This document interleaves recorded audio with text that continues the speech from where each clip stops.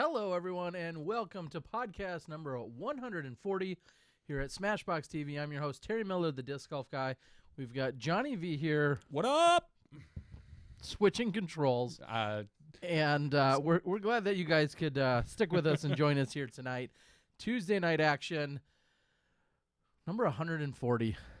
That's a lot. Pretty much got it dialed in tonight. Oh, yeah. Knocking it out of the park. So super excited to have none other than Dana Vici. He'll be joining us, giving us some updates from the action that was seen around the PDGA, around the country throughout the weekend. Of course, we'll then be able to talk a little bit later about the Jonesboro Open, the PDGA B tier that took place. That was the fourth stop on the Disc Golf Pro Tour here in 2017. And we're going to have a very special guest, one of our favorite Smashies, one of our first ever Smashies, Jordan Castro, who took down the Rumble, which was in the Quad Cities this weekend. And that is also the same place where you're going to see the PDGA Amateur World Championships taking place a little bit later this year. So we'll be checking in with Jordan. He's got some exciting things going on. It's been a very big, or should I say small, year for him so far this year. Getting smaller, hopefully. Yes. It's very exciting, and I'm sure we'll be able to catch up, talk a little bit about life, touring, playing, and all those other things. Earlier today, I reached out to Dana. I also reached out to Johnny, and I was thinking, who is the person or people that make the most sense in terms of having them on the show tonight? And we go to our top players so often because they're just that, our top players. Yep. And they're usually in the headlines because they've won. You think of course, you're on the women's side, you always have to think of the names of Paige Pierce, Valerie Jenkins, Sarah Holcomb, Katrina Allen, all immediate people that come to mind on the women's side. Again, they're winning more often than not when they're competing on the weekends. Then on the men's side, you think about your Wysocki's, your Macbeths, Big Germ. A lot of those players we see a lot of, and we're really glad that we do. We're thankful that they're so gracious with their time and that they join us, but sometimes it feels like we talk to them almost too much, and we love to spread the love around a little bit. And plus, we're going to see a lot of those players throughout the week at the Glass Blown Open. Planning on doing some kind of nightly wrap-up or podcast just about every night, and I have a feeling we'll see a lot of those people step in, join us for a little bit, talk about what's going on, and have those players throughout various spurts of the week. So that's why, that's not the only reason why, but all of that makes perfect sense to just think a little bit deeper about who might be a great guest. And coming off of a great win this weekend and a really solid field, besting some of the best players that were here in the Midwest, and having Jordan Castro was a no-brainer. So thanks to Dana, really, for the bright idea. It was Dana's idea. And as soon as I reached out to Jordan, he said he wanted to join us. So super glad that we can have him here tonight. And I think we're going to probably get into another of a bunch of other random topics besides just golf and what's been going on. So do we have Dynamite ready or not so much? I know we were experiencing a few technical difficulties. I'm not sure if you noticed the 9-minute delay in start. Well, Dana's been having some issues, and we saw it last week even with his Skype. So we were trying another method, and we were just getting all sorts of feedback. So instead, we're going to do this.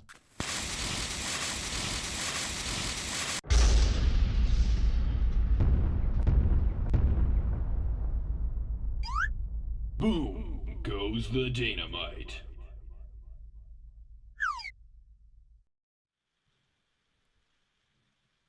Looking really good there, Dana. How are we doing tonight? God, I'm handsome. I look handsome and I'm fired up. You know who else is having issues? The PDGA. Their website currently down. Emergency down. maintenance. Trying to do some research. Emergency maintenance. I hate to say it. I don't know everything that happened this last weekend. I've got an idea.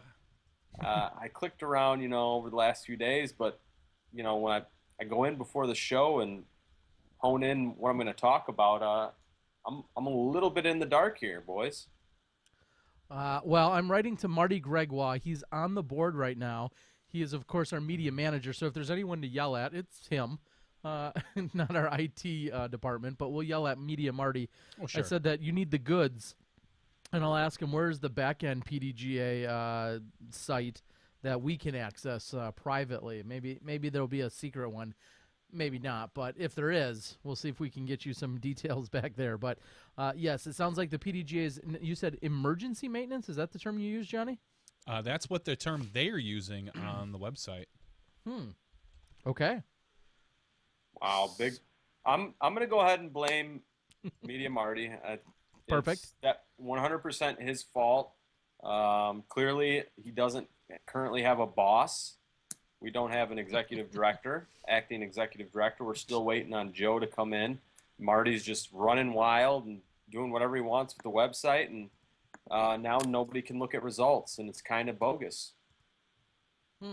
Well, unfortunately for us, it comes at an inopportune time. However, clearly, if it's just that emergency maintenance, then I guess what's got to be done is going to be done. Well, we could talk about, you know what? We've got our good friends at UDisc. Their website's never down.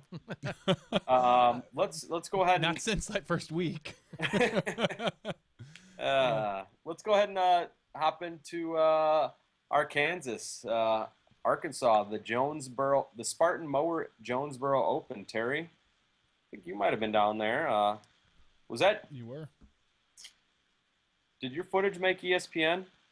SmashBoxxTV's footage, which was correctly branded also as Disc Golf Pro Tour, made ESPN. And huge congrats to really Chad Inman out of Madison, Wisconsin, who's been our catch cameraman for every event this year. And Chad has a background in film and editing and everything else, and it's his first year acting exclusively as a catch camera. And as he kind of said, he's like, oh, that's kind of cool to check off the list. And I don't know if or when he ever had, being featured on ESPN in any capacity was on a list. But I feel like once you got into disc golf and it's become more of a reality these last few years, it's something that everybody kind of would aspire to at some point. So. I think we've seen most of our big film crews get on there. We've seen Jomez. Yep. We've seen CCDG. Yep. We've seen us. The disc golf guy separately. The disc golf guy separately. I don't know if Prodigy has been they got a Paige Pierce ace. Oh, that's right. The Prodigy is at Ledgestone a while ago. So most of our bigger, well-known media people have made the ESPN jump, so to speak. Yeah, so it's pretty awesome. Cool. So congrats to Chad. That was Todd Dodge, which is Steve's brother. I think I'm required to say younger, better-looking brother. Todd Dodge on the throw camera, which he substitutes in occasionally for us, and Chad Inman on the catch camera. So congrats to those guys. And aces are always great, but somebody's got to be there to capture them, and I think they did a great job with it. With that, also congratulations to Simon, and also, as everyone knows, Big Germ. Shout out to him too. Yeah, of course.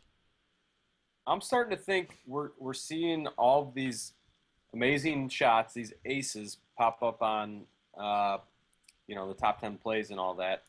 Last year we saw Macbeth do that little putt at the Kono Pitch Day Open from the castle window. When are we going to see, Terry, do you think we'll see like a tournament winning putt in front of a huge, like say maybe let's think back to last year at Masters Cup, Ricky's putt. Will something like that ever capture ESPN's attention, or are we still that it will eventually ace type thing?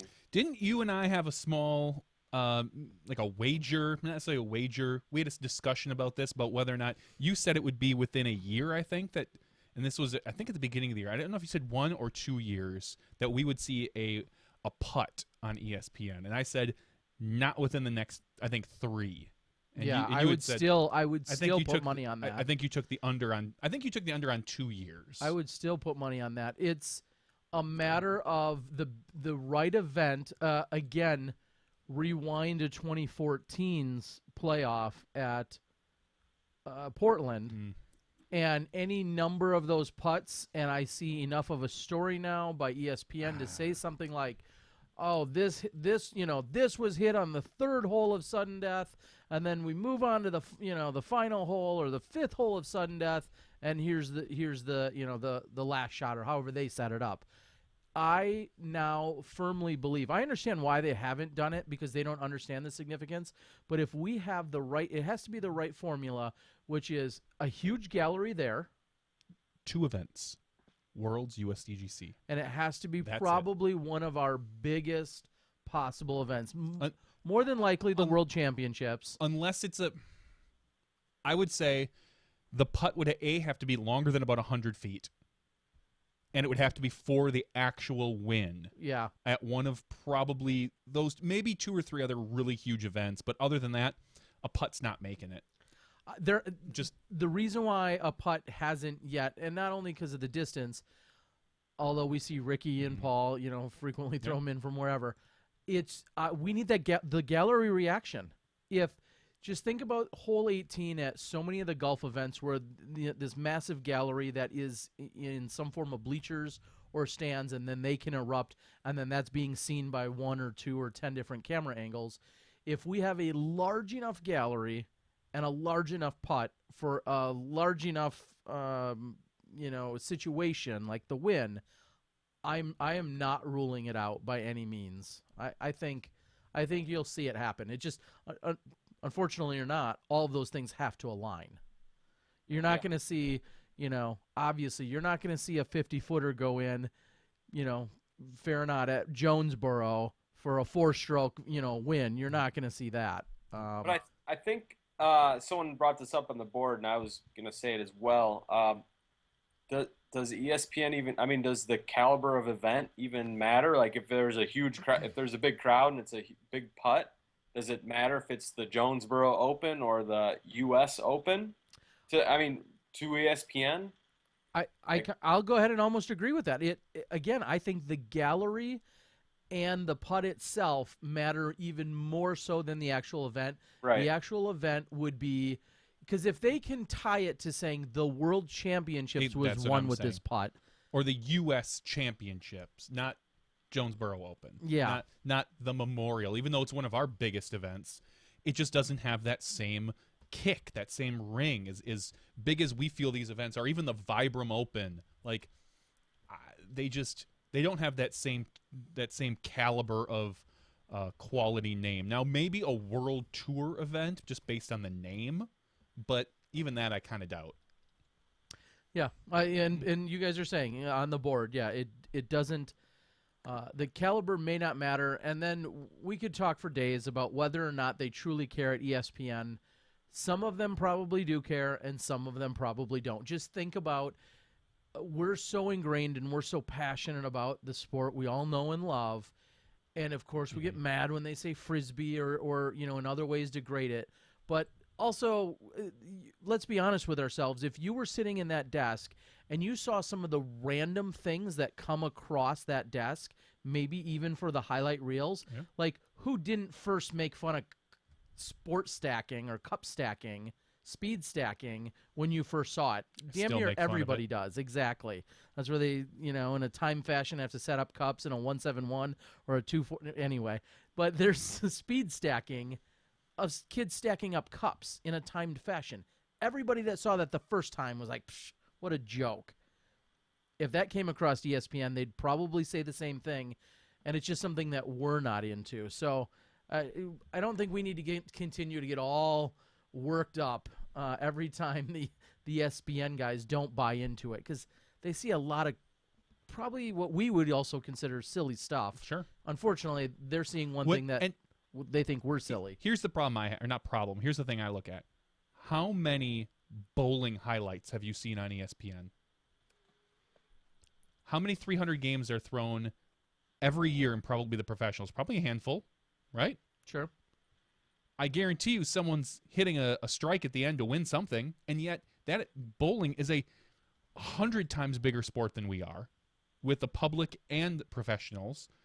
And we still don't see it on ESPN because there's not that kind of interest in it. Now, you might see some bowling trick shots, Hey, look, I'm throwing it from lane to lane. I'm getting a strike. You'll see that on occasion, but those type of highlights, they're not as prevalent. So I just think we're a little longer away yet. It's just my thought. So we shall see. Dana, you we'll stick with the Jonesboro. It was, if you weren't there, you truly missed out. Well, unless you picked Madison for your fantasy league and then she wasn't there, but that's another story for later in the show.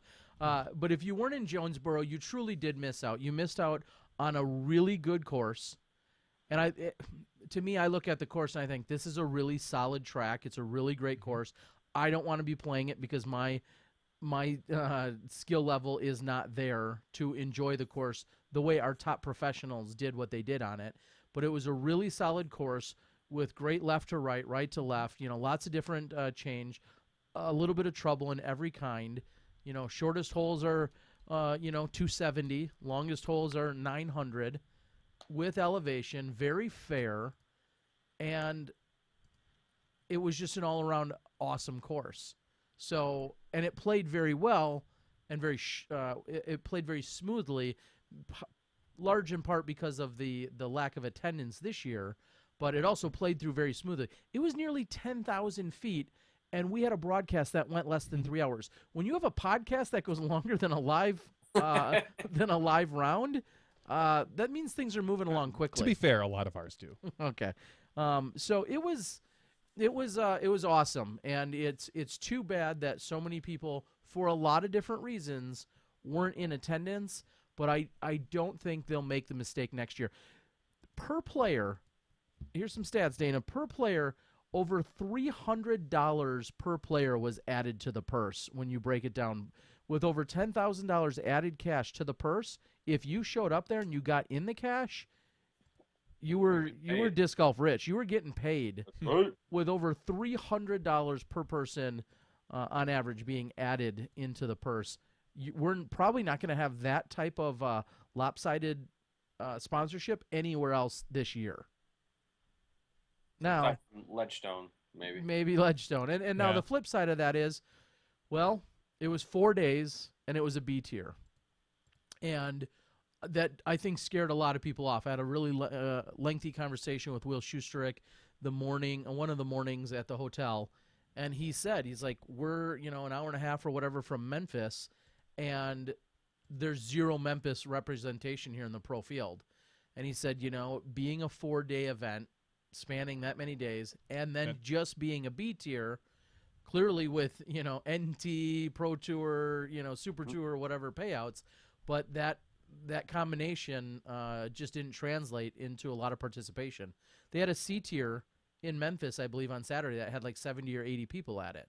So clearly none of those people are coming through. And actually, J. Ray from Memphis he played in the Rumble in Illinois and Iowa, the Quad Cities. So he opted to come up maybe weaker field, longer drive instead of the hour and a half south or whatever way it is to Jonesboro. Yeah. So those are all some of the things that factor. And then you put on Easter Sunday on the final day of it. We're in a pretty religious area at that point as well in the country. But there's a lot of factors that come into it. Whether you are not, celebrating and recognizing Easter, it's a family-centric holiday. Exactly. So there's a lot of people that were, taking that into consideration as well. So I don't know. Those are all the different. Those are some of the angles and sights to it. People are asking, why was it just a B tier? I think it was because they didn't have a proven track record of being an awesome event that they clearly proved this year. Yeah, it's hard to get anything above a B tier from the PDGA without having any sort of history. So, correct. Next year it'll be an A tier. Yeah, if they Marty keep it up. Is on the board, and he says they were unsanctioned last year. You cannot go from unsanctioned to A tier. Yeah. Which makes perfect sense. Yeah. And I don't second guess that at all. Nope. I applaud the PDGA for having the guidelines and then sticking to them. And because we all know if we showed up and let's just say everything was somehow horrible, everybody's like, dude, they were unsanctioned last year. Now they're an A tier. Who did that? and they'd be turning around and blaming the PDGA. So I think it makes perfect sense. Clearly, they're on another level from almost all other events. Spartan Mowers and Pro Discus, and then obviously all the other tour partners that are part of it. But with Spartan and Pro Discus, it was an amazing show that they put on, and Brad Peets and everyone that he was surrounded by. A lot of our players said, well, I had this concern, or I had this issue, or this came up. Like the women said, man, sure would be great to have a porta potty somewhere, throughout the round. You have plenty up here at front, but we'd love some later. Sure enough, on one of the days, a porta potty is literally just like driving through your fairway. If you were watching the FPO footage cut in, you'll actually see that real quickly, because Gary and I, who were sitting here, watched it and we're like, why is he putting that even in the footage? A porta potty being put in. And then after you heard Sarah, I think it was Sarah Holcomb mention that, it all made sense to me. Like, oh, I see. He was showing the extent to which they're going to go to make sure that people are accommodated. Yeah. So, and that was a theme. If you talk to Brad or any of his staff or crew or helpers or volunteers, that was a theme. Like, you just need to ask, come to them with something practical and reasonable, and if it made sense, they did it. Yeah. And it was awesome. So, and there's more that we can talk about in terms of some details. There was conversation about, I see someone's asking about footage and who was filming where in the third round and so on and so forth. I think we can talk about that later, just like I think we could talk about the Mando and some of those situations a little bit later. But all in all, 2 thumbs up, amazing job. The course looked awesome. The signal was awesome for us. Oh, I can't argue with that. I mean, anytime we can basically not have to worry about any cell signal, I'll be happy to go back there day in and day out. Dana, I've got to ask, I know you can pull up some of the stats and details, but was there anything that jumped out at you as maybe surprising or out of the ordinary here as the event unfolded?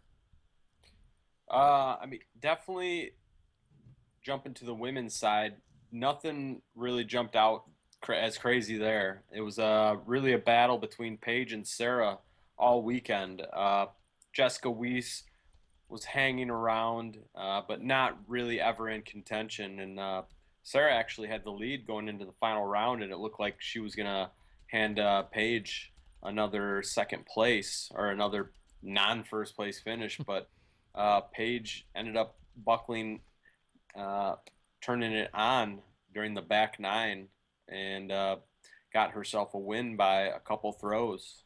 So great shooting by Paige and Sarah, all the ladies. Jessica Weiss finished 3rd, Jen Allen 4th, Melody Weibel in 5th, and Smashy Des Redding in 6th. But exciting shooting on the women's side. I need to get on and check out some of the footage. Johnny, are the women included in the smash cuts that you're putting out, or is that mostly the men? Ooh. I'm ewing at a couple things. One, there were no smash cuts this weekend, and we'll probably talk about that a little later. What? Ooh. Not again. Keep listening. You'll know why. And no, they're usually not. The ones I've done in the past have not included the FPO, for a couple of reasons. One, I'm focusing on one card, and that's usually whatever card we happen to be covering. It's usually the first card. Let's be honest. And putting in the FPO would add an extra 20 to 25 minutes on there, and it's just not worth it. Plus, some of the shots are taken out. People get upset that towards the end of the last round, you only see the people that are in contention based on the way Dodge cuts it and stuff. So right. Okay. Yeah. So no. All right. So moving on to the men's side, one thing that jumped out at me was how close it ended up being. Ricky had a pretty sizable lead going into the 4th and final round. Terry, what was he up over Simon, who was in 2nd place? Did he borrow one of Avery's chokers? Because he was about to choke himself out. I was gonna ask, are you CPR certified? If not, can you do the Heimlich maneuver? Because Ricky almost needed it. Yeah, he had a 9-stroke lead. And here's the difference between Steve Dodge and myself. And Jordan, I know you're listening. I apologize. We're going to get to you here soon, buddy, with our late start. But Steve Dodge is on the tee on the 2nd day. which was our first day of coverage, but on the second day of the tournament, and he's on the tee and we're live, and that's where he states, the Pro Tour stats say if Ricky's in the lead after one round, he wins the tournament. At that point, Ricky had a 2-stroke lead. Okay, I mean stats are great for a reason, can be. Well, the second day he reiterated that Ricky's got a lead. The third day he's got a 9-stroke lead, and he said, he jokingly says, with everybody being able to hear it, he says, well, I hear Ricky's going to take a 12 on the first hole. Well, Ricky had a spit out on the first hole. Simon birdies, and the 9-stroke lead, which is huge, goes down to 7 strokes in the first hole. And Simon at that point, I think we were off camera, Simon turns and kind of says to me, just 7 more to go. And it was a moment I wish we had already cut to commercial. And anyway, really my point, though, is Steve Dodge likes to say those things out loud. And I'm not saying they shouldn't be said out loud. I feel uncomfortable saying them around the players so that they can hear it. Yeah. And, Steve's got a great relationship with all the players, but that's where he should have been in a booth and said that. But there's a few instances where I think stuff like that gets said. And again, even though we're just kind of reporting on what's going on. Yeah, I'm thinking Minnesota Majestic comes to mind. Yeah, there's certain things you don't want to hear. And another great example, we're on the tee of 18. And Johnny McRae, is looking at like a third place finish there, but then Steve is looking at the scoring, and Nico, we heard a huge eruption. Nico had just thrown one in, apparently from 75 or 80 feet or whatever, and a huge eruption which we couldn't see 900 feet down a fairway, and at that point, Steve says, "Oh, Nico's just 3'd it. Johnny's going to need to 3 it or 2 it or whatever," and he's saying that to the viewers, but Johnny's 2 feet away, and just certain players could really not appreciate that. And I'm not saying Johnny didn't. I just think there's always this kind of code. Here's a pro tip: there's always this kind of code, like you don't talk about the scores with the players. The players don't talk amongst. They sometimes talk amongst themselves, but that's at their own discretion. I never bring up scores with anyone unless they want to talk about it. And, they are what they are, but I don't know. It's a difference in style. Yeah, most definitely. I could see where that might upset some people, and I have seen it upset some people. But, but yeah, Simon, he definitely made it a pretty close race. It looks like he took a bogey on the par 5, number 16, while Ricky birdied it. That was a little 2-stroke swing right there. What I haven't caught the final round footage yet. So what happened right there? Was it really that close? Yeah, it really was, and I'd almost dubbed that the Page hole. Paige had thrown a few hours earlier on that hole. She threw her drive straight into the ground with a forehand, which she told me she practiced for an hour the night before. She threw her drive straight into the ground, and she turned to the group and she goes, "Here we go again," because the day before she had taken like a 6 or a 7 on the hole, and now she just threw 100 feet away, 100 feet in front of her, and she ended up making a huge putt to save a 5. And so that hole, although the men play from a much longer tee, that hole presents a number of challenges. It's getting as close to the water's edge, going over the water, and if at any point you land in the water, you go to a drop zone short of the water, and then you still have a little bit of danger when you're throwing over the water. And Paige finally got over the water, barely. She had a long uphill putt, and right out of her hand, I think she said "get it" or something like that. It actually gave me goosebumps, and it goes in. She walks away with only a 5, and only lost 2 to Sarah Holcomb, which of course tightened things up for the last 2 holes. Simon, I'm trying to think. He got over, and then he proceeded to 3-putt. I think he went high or low. Yeah, he went high, missed the basket. And then I don't remember if it rolled away or missed the comebacker. It was heartbreaking because he had putted so well. He was originally our our best inside the circle putter on the Pro Tour this year from inside circle 1, and by the Aside end of from the Yeti. including Yeti. Really? Yeah, he and was even better. Yep, Yeti's now in first. Yes. Okay. So Out to Yeti. yeah, it was heartbreaking to see, and he saw it and he knew that 17 there's not too much that can happen. 18 anything can happen, but by that time Yeah, it looked like Ricky just missed a short putt to end his round. yeah. Versus to make it two. So Ricky basically he had it wrapped up even with Simon's birdie. Yeah, it didn't really matter, but it was a good battle. I think Simon had said kind of in the awards, "Hey Ricky, thanks for making it look like I had a chance for a little while," or something like that. Something in his awards speech, he said something along those lines. So, and Ricky is, Ricky more or less said, for those that didn't see it at the end, I think he kind of said, well, I'm not necessarily used to having such a lead, and maybe I need some more pressure. I'm like, well, you were trying to make it for yourself. He had more bogeys in the first. This was somewhat of a Steve stat, but he had more bogeys by like hole 12 than he had the previous 3 rounds combined. Wow. So clearly not playing. And I'll say 2 of his shots, I think, very much could have or should have stayed in. Yeah, he had 2 putts. That one, it was there was one that was a hair high that came back at him, and then there was one that was just a flat out just spit back at you. So it was interesting. He kept it interesting, and then the players did what they did, which was put on a show, and Simon was out there giving it his all. It just unfortunately, hole 16 seemed to bite a couple of our players, and had Paige not won, I would have directly attributed it to everything that happened on hole 16. I'm not looking at the stats, but she had to have played that in like 40 over for the weekend or something. Hole 16 just was not her friend for the weekend. And Sarah, all credit to Sarah, sidearm to the water, sidearm over the water, dump in for the easy 3. Like, she played it pretty much textbook. So, yeah, very impressive.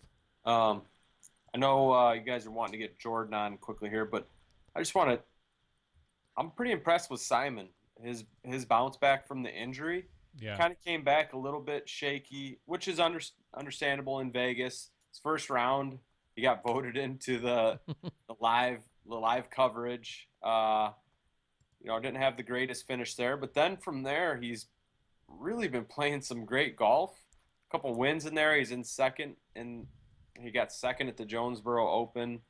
Some of his stats, he's throwing the disc pretty much better than anybody else. Or at least in the Jonesboro Open, first in Circle 1 regulation, first or second in Circle 2 regulation, somewhere like that. Second part. It's pretty cool to see Simon, bounce back so quickly. You thought after that slow Vegas start, it might be a few events, but he's really just turned it on. Well, he was very confident. He says he's feeling well. When we said something about his inside the circle putting, I want to say on the second to last day, he's like, yeah, I haven't missed anything inside the circle, and I'm not going to, or something like that. It was a funny statement the way he put it. Just something else I just looked up real quickly. Sarah Hokum played hole 16 for 4 birdies. 3, 3, 3, 3. Paige Pierce, 3, 7, 6, 5. So on hole 16, Sarah Hokum played it in 12 strokes for the weekend. Paige Pierce played it in 21. So Wow. it's just a crazy stat if you really think about that one particular hole and the kind of challenge that it provided to Paige, and obviously her ultimately overcoming it. But she's like building up strokes and then just like, I'll just dealing them off, dealing them back out on the second to last hole. So, Dana, you gonna come to Jonesboro next year? I would have loved to have been there this year. Arkansas is one of the few states I have not been to, and I have not played disc golf there. And I've talked to Brad over the last year or so a few times randomly, and seems like a great guy. And I watched think 16 of the 18 holes. Started watching the footage. Looks awesome. You can count on me being there next year. All right. Well, it's great. And then before we let you go, because again, we've got Jordan in the wings here. Give us your quick rundown. Again, we're going to talk with the winner, but your rundown of the Rumble, what you saw over there, and maybe what the AMs can expect to see in a few months when they go for the AM Worlds. Oh man, the AMs are in for a treat. Chase and Jessica and the Iron Lion crew, they put on a pretty good show. First of all, the courses are great. The hosts are great. They have great player parties. The Quad Cities it's not a super hip place, but it's got some great spots, a couple breweries, Bent River. They have two locations where they had check-in at one and then the player party at the other. Just overall great vibes. A lot of great disc golfers in the area. The Quad Cities have some of it's just a fun place for me. It's a fun place to go. They all like to have a good time, and having a good time on great courses is awesome. The pros this weekend played Camden 2, which is a very wooded course. You've probably heard Chris Sprague talk about it. He's one of the guys that takes care of the course and worked on the design and everything. Pretty solid wooded course. Overall, a lot of great holes. There's a bunch of, when they stretch it out, there's some par fours that are in that eagle range. So if, say like a Ricky Wysocki showed up, he might have, over 3 rounds, he might have 4 or 5 eagles or more. It's one of those courses where if you really rip some shots and get aggressive in the woods, you can have some looks at eagle.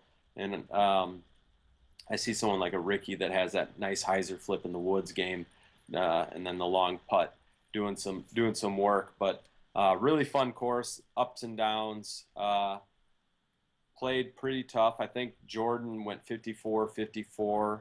Par was in the low 60s. So pretty solid golf. Anything can happen in the woods. And then from there, we played one round of 24 holes at West Lake on Sunday, West Lake is just an unbelievably difficult course.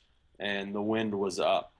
Jordan can probably tell you more about it, but I'll tell you about my experience. I putted a lot on Saturday. We played 2 rounds at Camden 2. It was a long day. I putted a lot. Sunday, out in the wind at Westlake, I put it together a little bit better and only missed a couple in the circle versus I guess I was averaging like a couple in the circle per hole the first day. But yeah, I actually played a good round on Sunday and kind of feel good about myself. It's been a while. I played in Europe.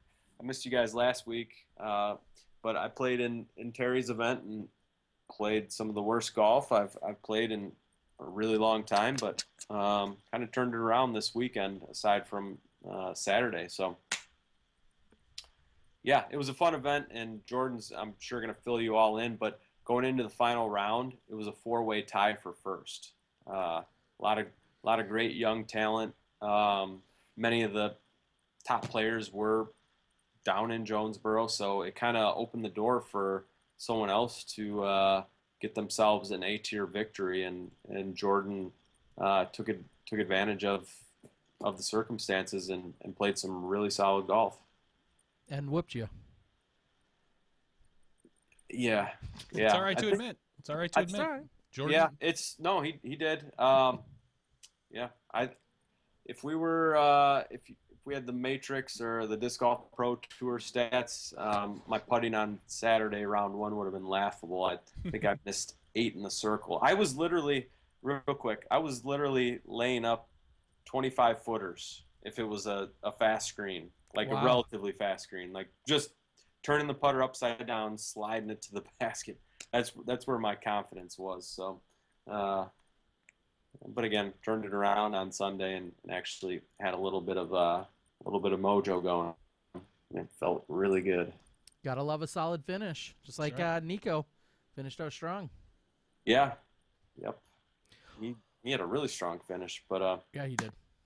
yeah. So hey, if you guys are going to AM Worlds, you're in for a real treat. We only played a couple of the courses. There's a ton of courses in the Quad Cities. Middle Park is another one that is the AMs are going to be playing, that at least the advanced divisions. That one's a lot of fun. Just overall great vibes, good courses. Definitely in for a treat.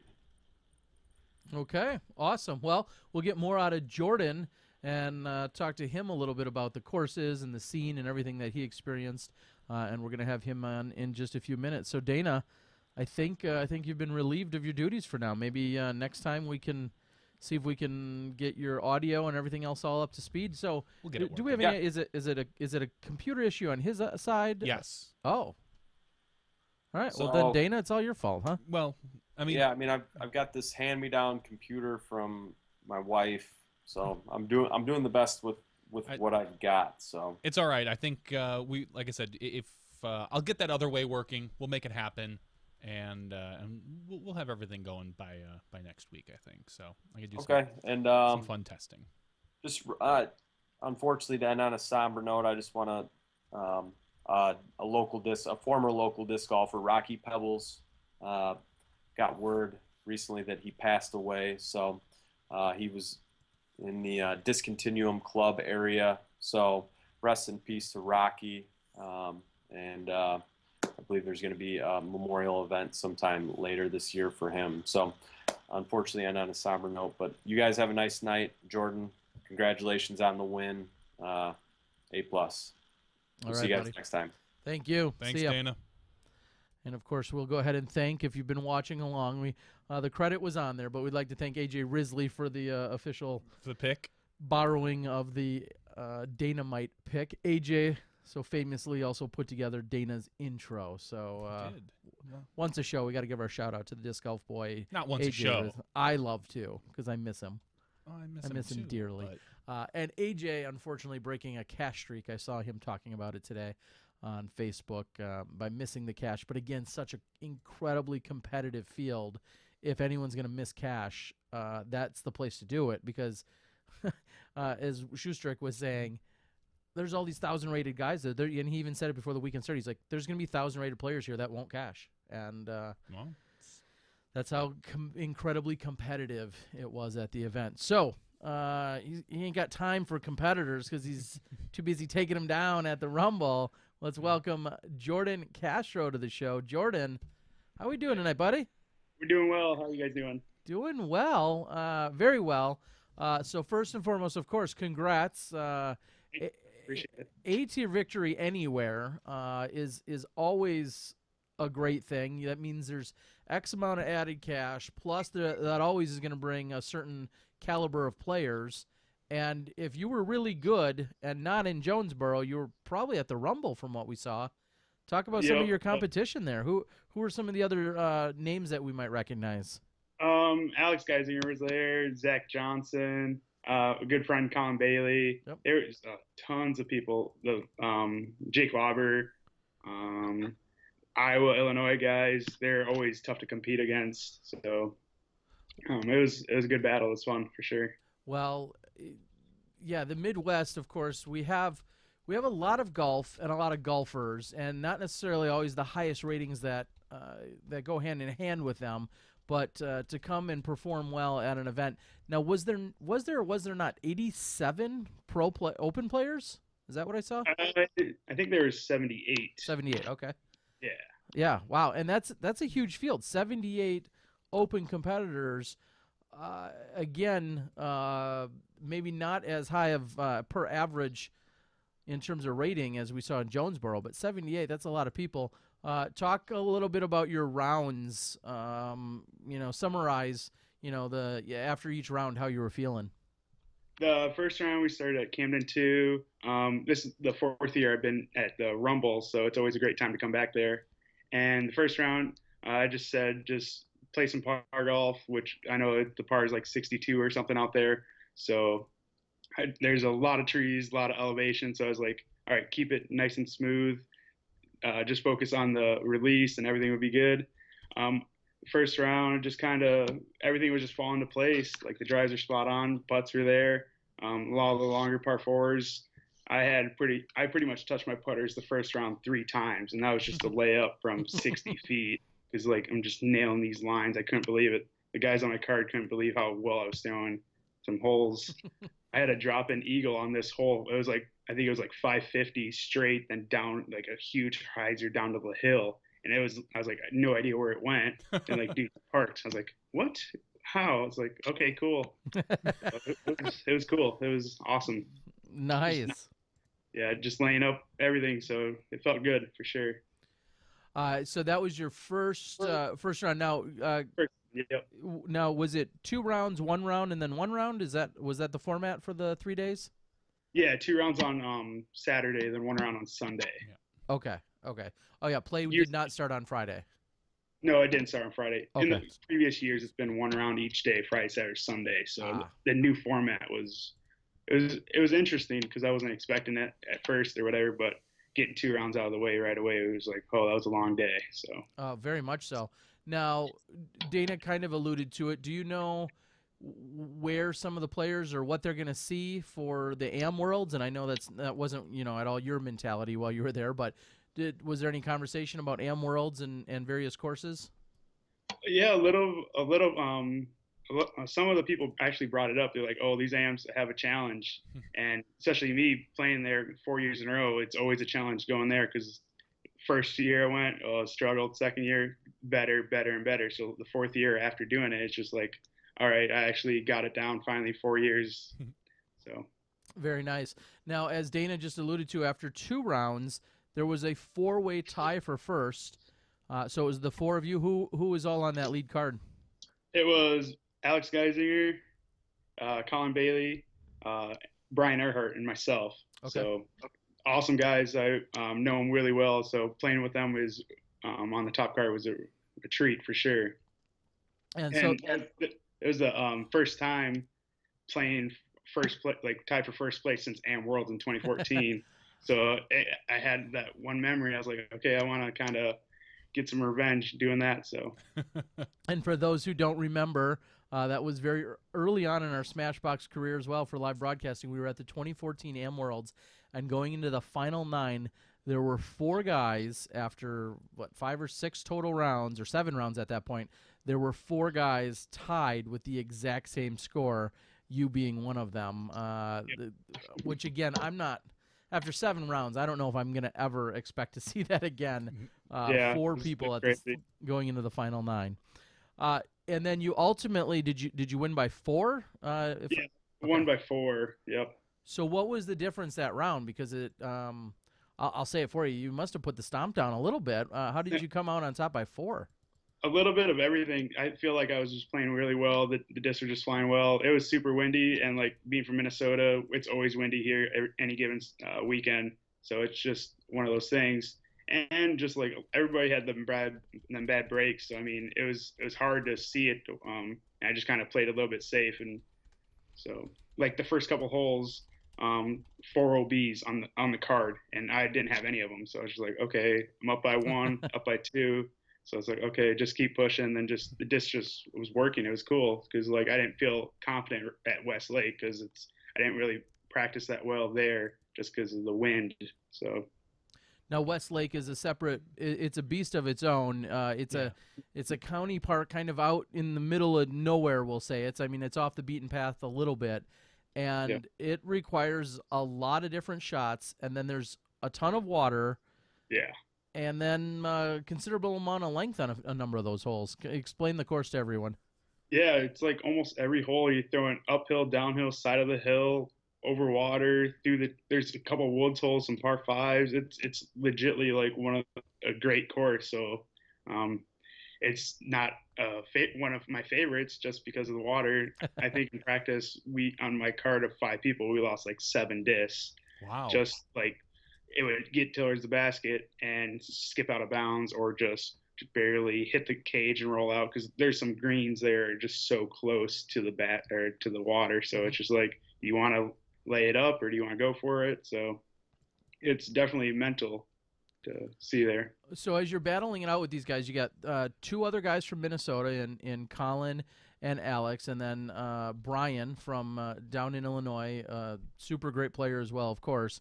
Was there? There's so much course variety, and there's so many changes, and there's all the different elements, mainly the wind, and then the water comes into play. Somebody said there may have been was there a close call, or maybe a call that was subjective to some interpretation, or any drama, or something along those lines? Yeah, there actually was. It was crazy. It's like the first time I've ever seen it happen. So it's hole 5. It's like 870 feet, par 5. Across So it's that like that mound, right, with like the double Yeah. walls. Oh yeah, Okay. I recall that one. So you're pretty much throwing hyzer like 350 to 400 to the safe island, then you 350 to the little hyzer shot. So we all played safe. We got all to the island to the first shot or whatever. And Brian throws because it happened to be Brian, and I talked to Brian, and we all had this group decision before the and after the award ceremony or whatever. So he throws his first shot, he just pulls it because he's a lefty sidearm, so he's playing the hyzer because he can't go lefty because he want to go. It's water on one side, woods on the other. So then you got the fairway. He throws a lefty sidearm to hyzer it back towards the basket, and it just doesn't come back to inbounds or whatever. So he's OB. So he's playing it again. There was the second one, and it's close to call, so we couldn't tell if it was in or out because the green is like curved all the way around. So in the elevation, it was kind of hard to see. So he threw a third one, and he kind of shanked it off. He was getting upset just because we couldn't tell, and it was super windy out there. It goes in the woods, and he pitched up. So we get up towards the basket. He's like, "Hey, let's go check it out to make sure if it's in or out," because it was close to call. We're 300 feet away, and we looked at the water. It's windy, and the water's all murky, so it's hard to tell. We walked up like 10 times just to see, and then all of a sudden he plays out the other one, and he just provisionaled it just to make sure. So because if you don't call provisional, you get all that. Always call the provisional. Exactly. So we get up there. Then his caddy looks up in the water, saw something, his disc color, we couldn't see it right away. His caddy reaches into the water and feels a disc and pulls it up, and it was his disc. So he basically, the caddy was like, "Oh, it was touching the side." So it's just like how we walked by it like 10 times, we couldn't see it. So basically, he kind of removed the disc and basically said it was touching the ground or touching the inside of the bank, but it was underwater, submerged. So it was just one of those situations, just like, how could we prove that he did it? I mean, benefit to the player, but I mean, it was just you one can't of those, also make up scenarios either. Yeah, exactly. So it's just, unfortunately, we didn't give him the call or whatever. So it's one of those decisions like, yes, give him the call, and no, we can't give him the call. Like, I feel like if he didn't pick it up out of the water, and if it was in the bank, we could have gave it to him or even talked about it a little bit more, or brought it up to the TD. So it was just one of those situations that we've never been into. So, well, and now, and we'll talk about this later too. Me, maybe or maybe not making up rules, but Yeah. is if you're near OB and you don't have other card mates look at it, it can be assumed that you are OB. Now, Yeah, and so I would say it kind of fits in that category. Like if you, and this is the tip for at home, is if you ever think, if you know that you are close to an OB line, and this happened this weekend, call someone else from your group over and say, here it is, just so you know, here's the lie, so they can confirm that was in bounds. Because if you're close to an OB line and you just throw, it can be just assumed that you were OB in the first place. I got yelled at by Mace Man like 100 years ago. Mm-hmm. I think at an AM or Pro Worlds. I think maybe it was in Houston even. There was a throw. I threw down towards a crick, which was OB, and I had walked up, and I didn't throw. I walked up and kind of, because I didn't know where it was, and I was off to the side of everybody else. So I kind of went. I was probably about 100 feet away from anybody else off to the right. And I kind of walk up and I look, and I'm in bounds, barely. And I stand there, and Mace Man comes yelling at me, running over, yelling at me, telling me I can't go near my disc. Because he's afraid that maybe, someone might, you could move it in bounds and have no one look. And I didn't touch it or anything like that. It's one of those lessons. Yeah, And, crick, and we creek. couldn't tell Yeah. if the disc like hit the land or not too. Then we didn't know if the water was pushing it towards the land too. So it was just one of those situations. It was tough. Just, No, and it sounds like it. It's just it's good. And if I did 2 minutes of research, I'm sure we could find it. But Yeah. go out if you're ever Yeah. close. Now I don't know. I wouldn't say you shouldn't go near it. I would just say before you throw your next throw, Yeah. make Or sure before you you have mark some. it. Or mark it, of course. Before you mark it. Go Yeah. look at it all you want, but because they shouldn't assume you're kicking it closer or kicking it inbounds. Yeah, But exactly. before you make your next throw, have someone come over. And again, it was someone on the lead card did just that this weekend. They're like, "Oh, hey, come, just double check so that you can see it." Yeah, exactly. Because otherwise, it can be assumed that you were in fact. So, elevated greens is on the board. Says the PDGA rule states that if the thrower moves the disc before a determination regarding its out of bounds status has been made, the disc should be the disc will be considered out of bounds. So yes, so don't touch it. Have someone come over Exactly. and just be like, "Oh yeah, it was in," so they can tell the card mates, "Oh yeah, I saw it. He was actually 3 feet from the line or whatever." So, all So right, he goes in for a drop in 4 to a 9 instead. So 5 strokes is yeah. Wow. tough. No, Yeah. it is, and again, there's a fine line between, and this gets said at every level, novice all the way to professional. There's a fine line between giving the player the benefit of the doubt and then kind of sort of making up what could have happened. And I'll be the first to admit, I think far too often I almost see too much leniency in terms of, well, it could have done this. Let's give you that benefit. There's a fine line there because sometimes that benefit is actually, in my opinion, quite a stretch to begin with, but that's why it's up to every single group. So you guys got past that, and then you went on. I'm sure that probably made for an awkward tone a little bit in the group, as it usually does. But you forged forward, and then at what point? And I didn't see it, unfortunately. But at what point were you comfortable and like, all right, I've got this? What was that? An approach on 18 or a putt on 17? Where was that? It was like on 17-ish. It's the little sidearm. It's like 350 sidearm, straight shot. There's a tree. It's right before you go downhill. I think it's 17. Alex kind of early released it, so he's on the edge of the woods, and I just was like 30 feet away. So I just kind of laid up because I was in the woods. So it was just one of those things. Like I wasn't feeling confident because I have all weekend. I probably putted 5 times inside the circle just because everything else was outside the circle from 60 out. So I pretty much laid up. So I think I missed 2-3 putts all weekend from 20 feet just because I haven't putted all day or whatever. So Alex was in the woods. He lays up. So he's like 10 feet away. He went dead center spit out on a disc catcher 28 at West Lake. So I was like, okay, what just happened? Because I didn't really see it. So I think after that, I was up by 3 going into like the hardest stretch of the holes. So I was like, okay, I'm up by 3. I can definitely work this. Then we just kind of parred and tied the rest of the holes. Then we get to hole 19. It's that 375-foot hyzer with the island strip or whatever. Then woods is left, water's right or whatever. Yeah. Okay. And I took a bogey on the previous hole, so I'm at the last. Everybody makes it to the onto the island or the landing strip or whatever. Alex is a little into the woods. So I was like, okay, if I make this on the island, I have a 80% chance of winning this tournament or whatever. So I throw it. I pulled it a little right. I was like, oh my goodness, let's not start this. Because if you go in the water, you go in the short tee, and it's like the hardest drop zone I've ever played. Yeah, it's like 250 sharp hyzer. I was like, okay, I've done this in the past. I'm not doing it. And I barely made it in bounds. It skipped up, almost aced it, and I was 10 feet away. So I was like, okay, there's a tap in 2.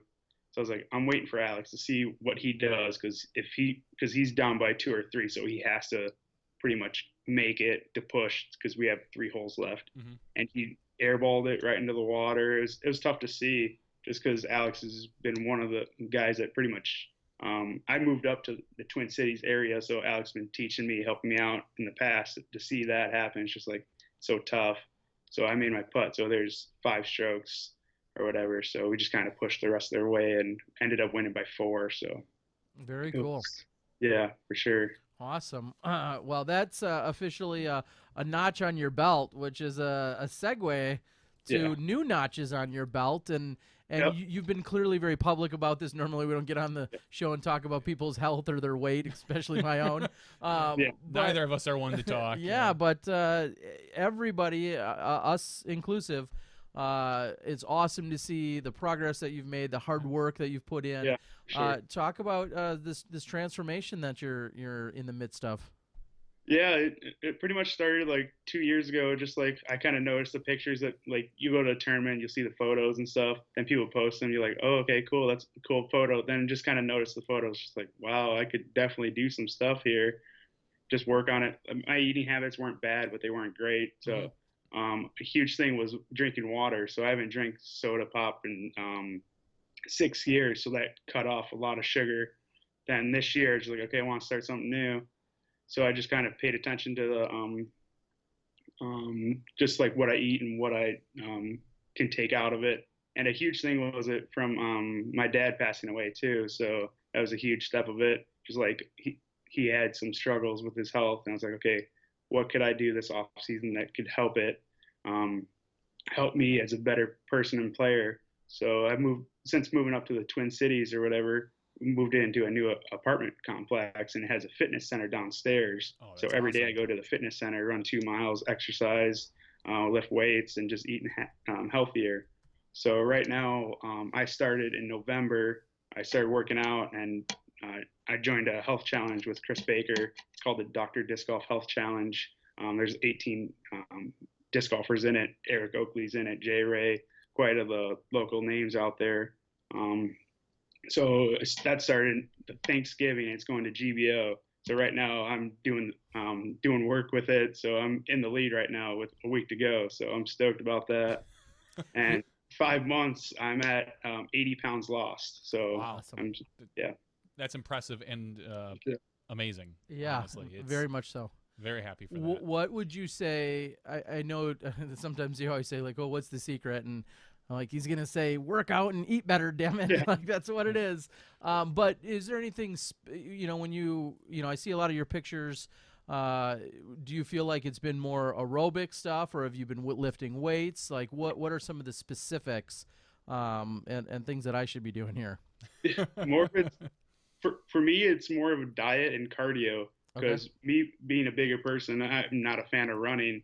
And I was like, okay, let's try running. So I just tried running. I was like, okay, I just kind of set some goals like, okay, let's do half mile. Let's do 1 mile, 2 miles. So right now I'm running 2 miles guaranteed every day. So like I'll start at a slow pace and start going to a faster pace, just kind of like a sprints.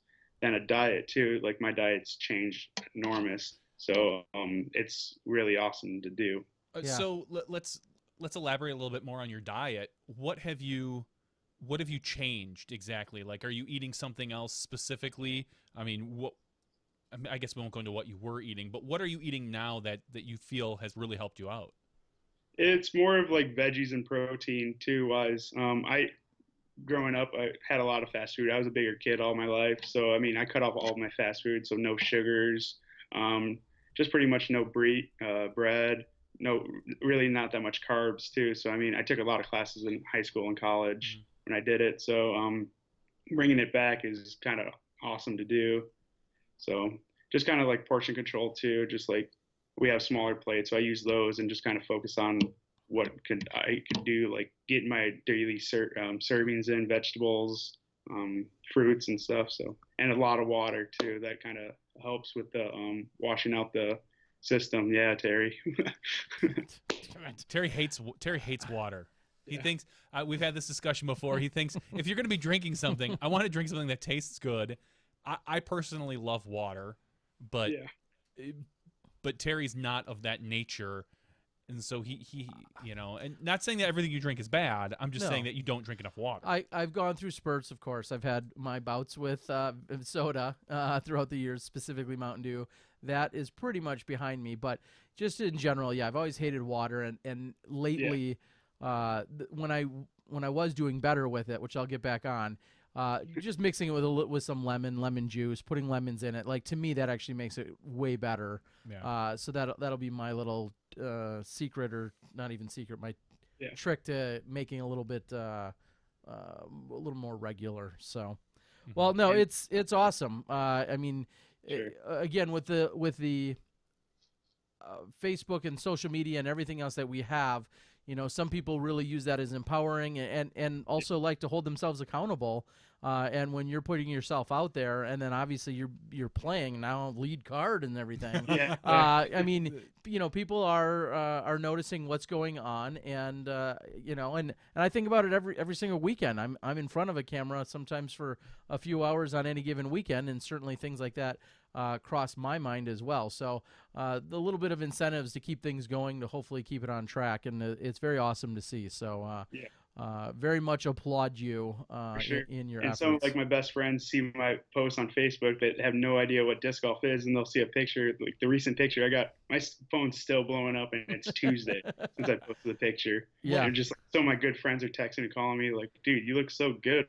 What'd you do?" So it's kind of surreal, and like having so many friends like on social media, you see all the transformations that everybody's doing too. So it's kind of surreal for sure. Yeah, and I think one of my favorite pictures that you put out there was the one at the memorial. Yeah, where you had the last year and then this year. And you're a different person. I mean, yeah, that was like almost 70 pounds difference right away, that picture. So, well, and I would just look through all my old photos and I'd be like, dude, that's crazy. And like even at the Rumble, this is my first time seeing the Iowa Illinois crew, and they're like, "What'd you do? Like, where's your other person? What happened?" So let's bring this back around a little bit to disc golf. Have you noticed yourself improving anything particularly with your weight loss to disc golf? I mean, is it helping your putts? Is it helping your drives, your endurance? Like what do you think this is all encompassing, or what's going on? It helps in. I first noticed it right away. This offseason in Minnesota, we have a sports dome 20 minutes away, so I went there almost every day in the winter with a couple buddies just to like get used to it, because like my pull through, my footwork was all different just because of the weight loss. I was like, I can pull through, like I don't hit my chest anymore, my snap's harder, throwing farther. So it was kind of crazy. So like my timing was all off, so I had to pretty much relearn my timing. So I played a lot of a lot of disc golf in the dome, just practicing like my putting and like playing shorts and a t-shirt. Like, you can feel the difference compared to outside with sweatshirts, hoodies, and sweatpants and all that layers. It feels different. So like every tournament I go to now, I go down there a few days early just to get used to the weather. Like my first tournament was in Arizona for the Memorial, and it's 80 degrees in Arizona. I was wearing a hoodie and sweats 3 days in a row just because I wasn't used to the temperature. So it's like I'm now cold. I'm wearing a hoodie and it's 75 inside my apartment right now. So it's getting used to for sure. Yeah, and I'll say that whenever I go places, I notice. Unfortunately, I'm not nearly as cold. People look, and granted, like you from Wisconsin to begin with, so from the upper Midwest. We're used to a little bit colder temps, but there's plenty of times where I go places and they're like, "You're not cold," and I'm like, "No, I'm packing my winter layer along," and it's a very different, seeing Paige Pierce all bundled up, and she's got gloves on and long pants and long shirt, and usually I'm in shorts or something. So that climate is very different. And do you feel like there's anything else substantial in your game that is impacted whatsoever? I know you just said your form a little bit, your mentality, or as Johnny said, your endurance. Anything else substantial? My endurance for sure. Walking. I used to play like one round and just like out of breath and drinking a lot of water. And now it's just like, since running almost every day, it's just like my cardio and my heart rate just feels a lot better. I feel more healthy and more active. Like I want to go do more things too, compared to just like, oh, I'm done for the day. We got to practice this and that. So now I'm just like, okay, let's do it. I'm ready. So I feel the attitude's changed for sure. So is there, you say that this challenge is ending at GBO, and that's in, we're looking at a week and a half for that. But what's your end game with this? Like, do you have a target that you're looking to hit? Are you there? What? Yeah, Yeah. when I first started in November, I set some goals like monthly goals, weekly goals, like weight loss, like eating better. So the challenge helps us, like say we drink a certain amount of water a day, we get some points. So it's pretty much a point system. My initial goal was to be a certain weight by 2018, and I'm 18 pounds away from that. And we still got the whole summer of disc golf left. So definitely should be able to accomplish that pretty quick. Awesome. Well, very cool. Now, what you're playing, you're traveling. What is your day to day like? You're working out. Do you have time for a job, or you just hustling actually, kids at the park? What are you doing? I have a full-time job and I have a second job just in case. So like if I'm not working, I'm at the other job. So I'm quite busy for sure. Okay. How do you? Is it? It must be relatively flexible. Knowing that you want to travel, or how much are you going to be traveling this year? Yep, I plan on to hit it this summer pretty good. Just like last year. Work's really cool with it.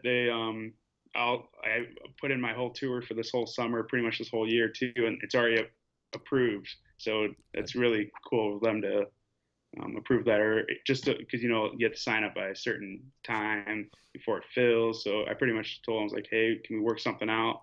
And they were like, yeah, let's do it. So it's really awesome that them are doing it. Awesome. Well, having a supportive full-time job that allows you to do what you love, Exactly. Yeah.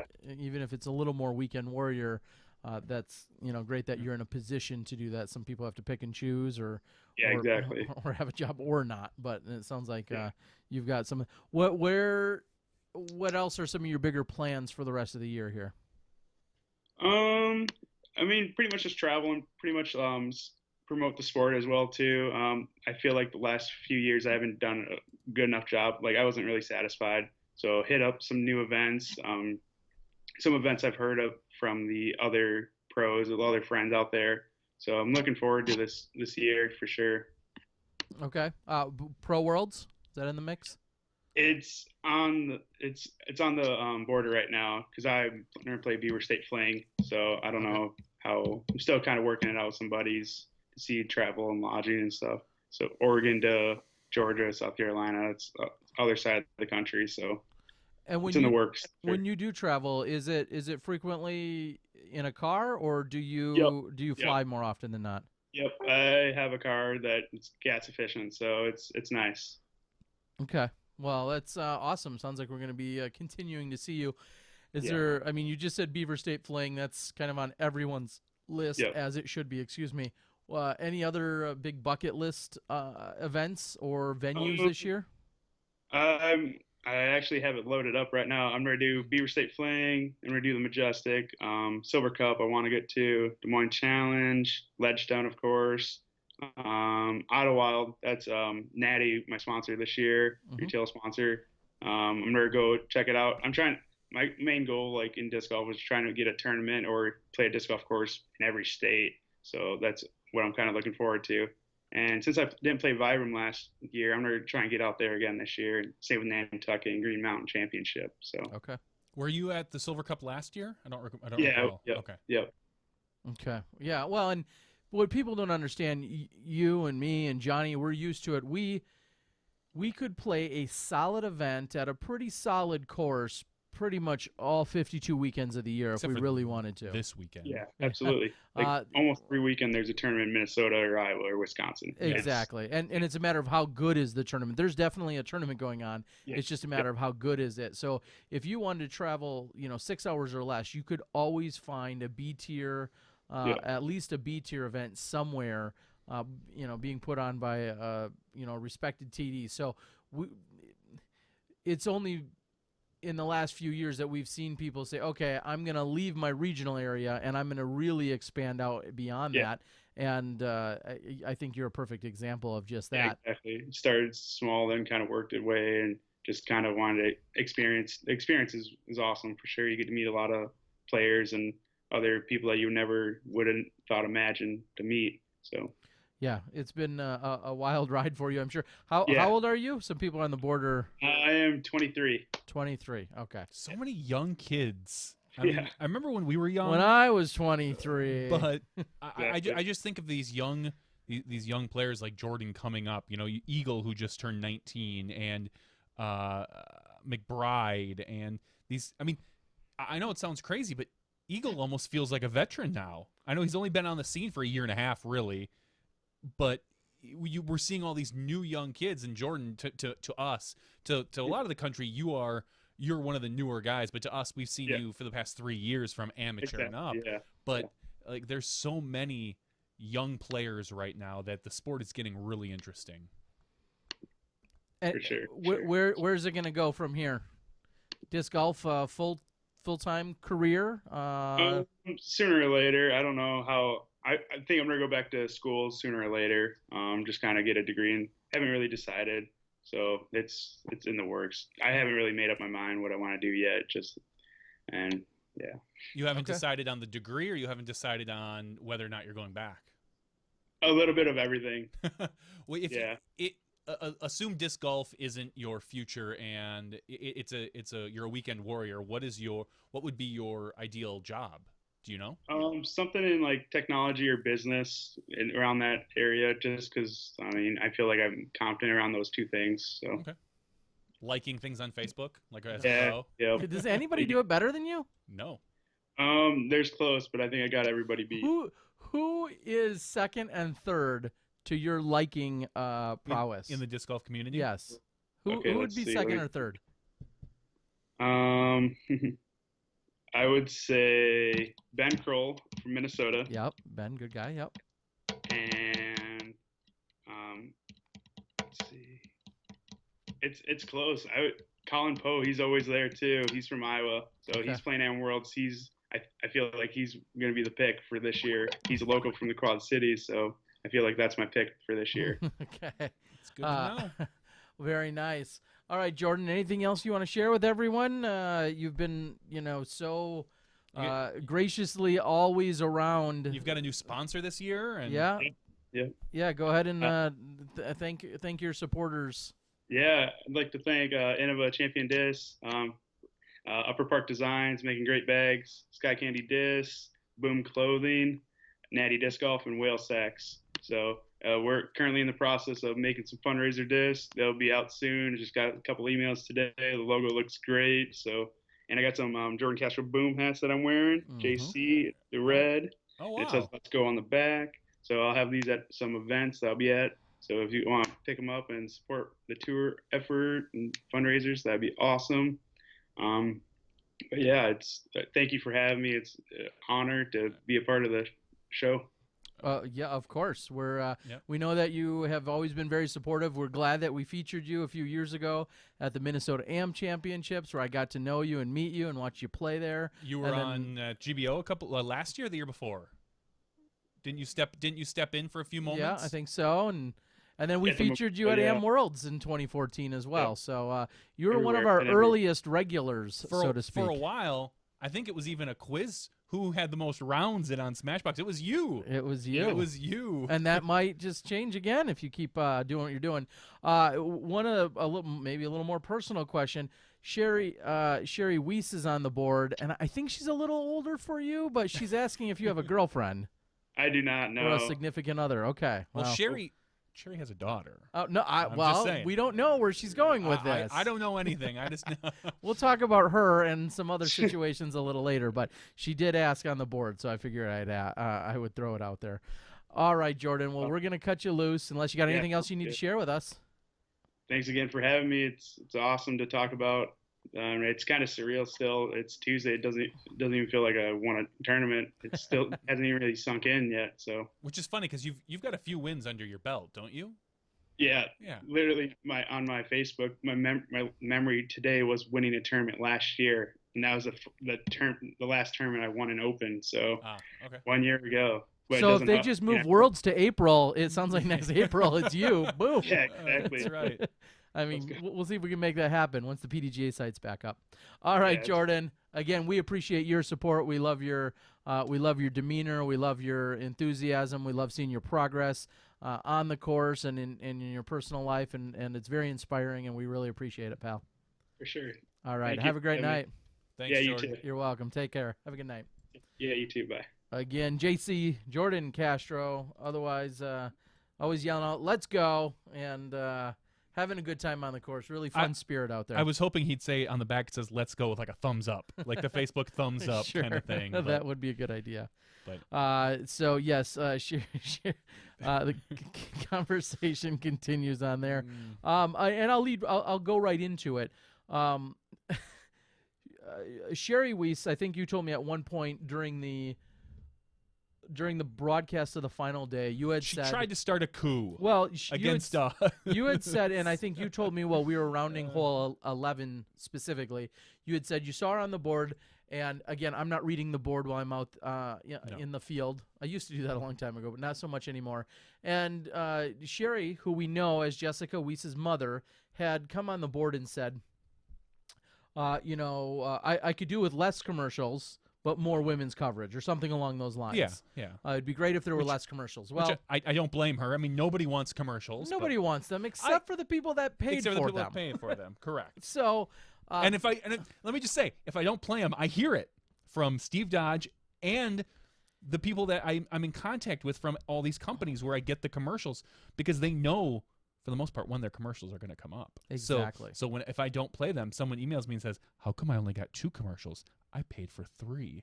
And then I have to explain, well, something happened or this and that, and it makes me feel awkward because that's my job, is to make sure that the sponsors get their stuff along with us seeing golf. So. Of course, they're paying to help put on the broadcast. I mean, it's part of the Pro Tour sponsorship, all in varying levels. So commercials aren't going away until someone writes us one massive check, or writes Steve Dodge, I should say, one massive check that just is all-encompassing. Even then, we'd still... Here's the kicker. Even if commercials... The commercials also help us walk from hole 9's basket to hole 10's tee. Otherwise, you know what you're going to get? A minute of walking? A minute of walking, or maybe the scoreboard, which we have to use once in a while. You're just going to get other random things like...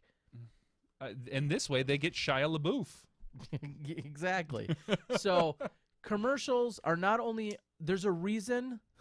Commercials are not only a necessity, but they're also an asset to us and to the broadcast and overall to the show. And they're there for a reason. And if...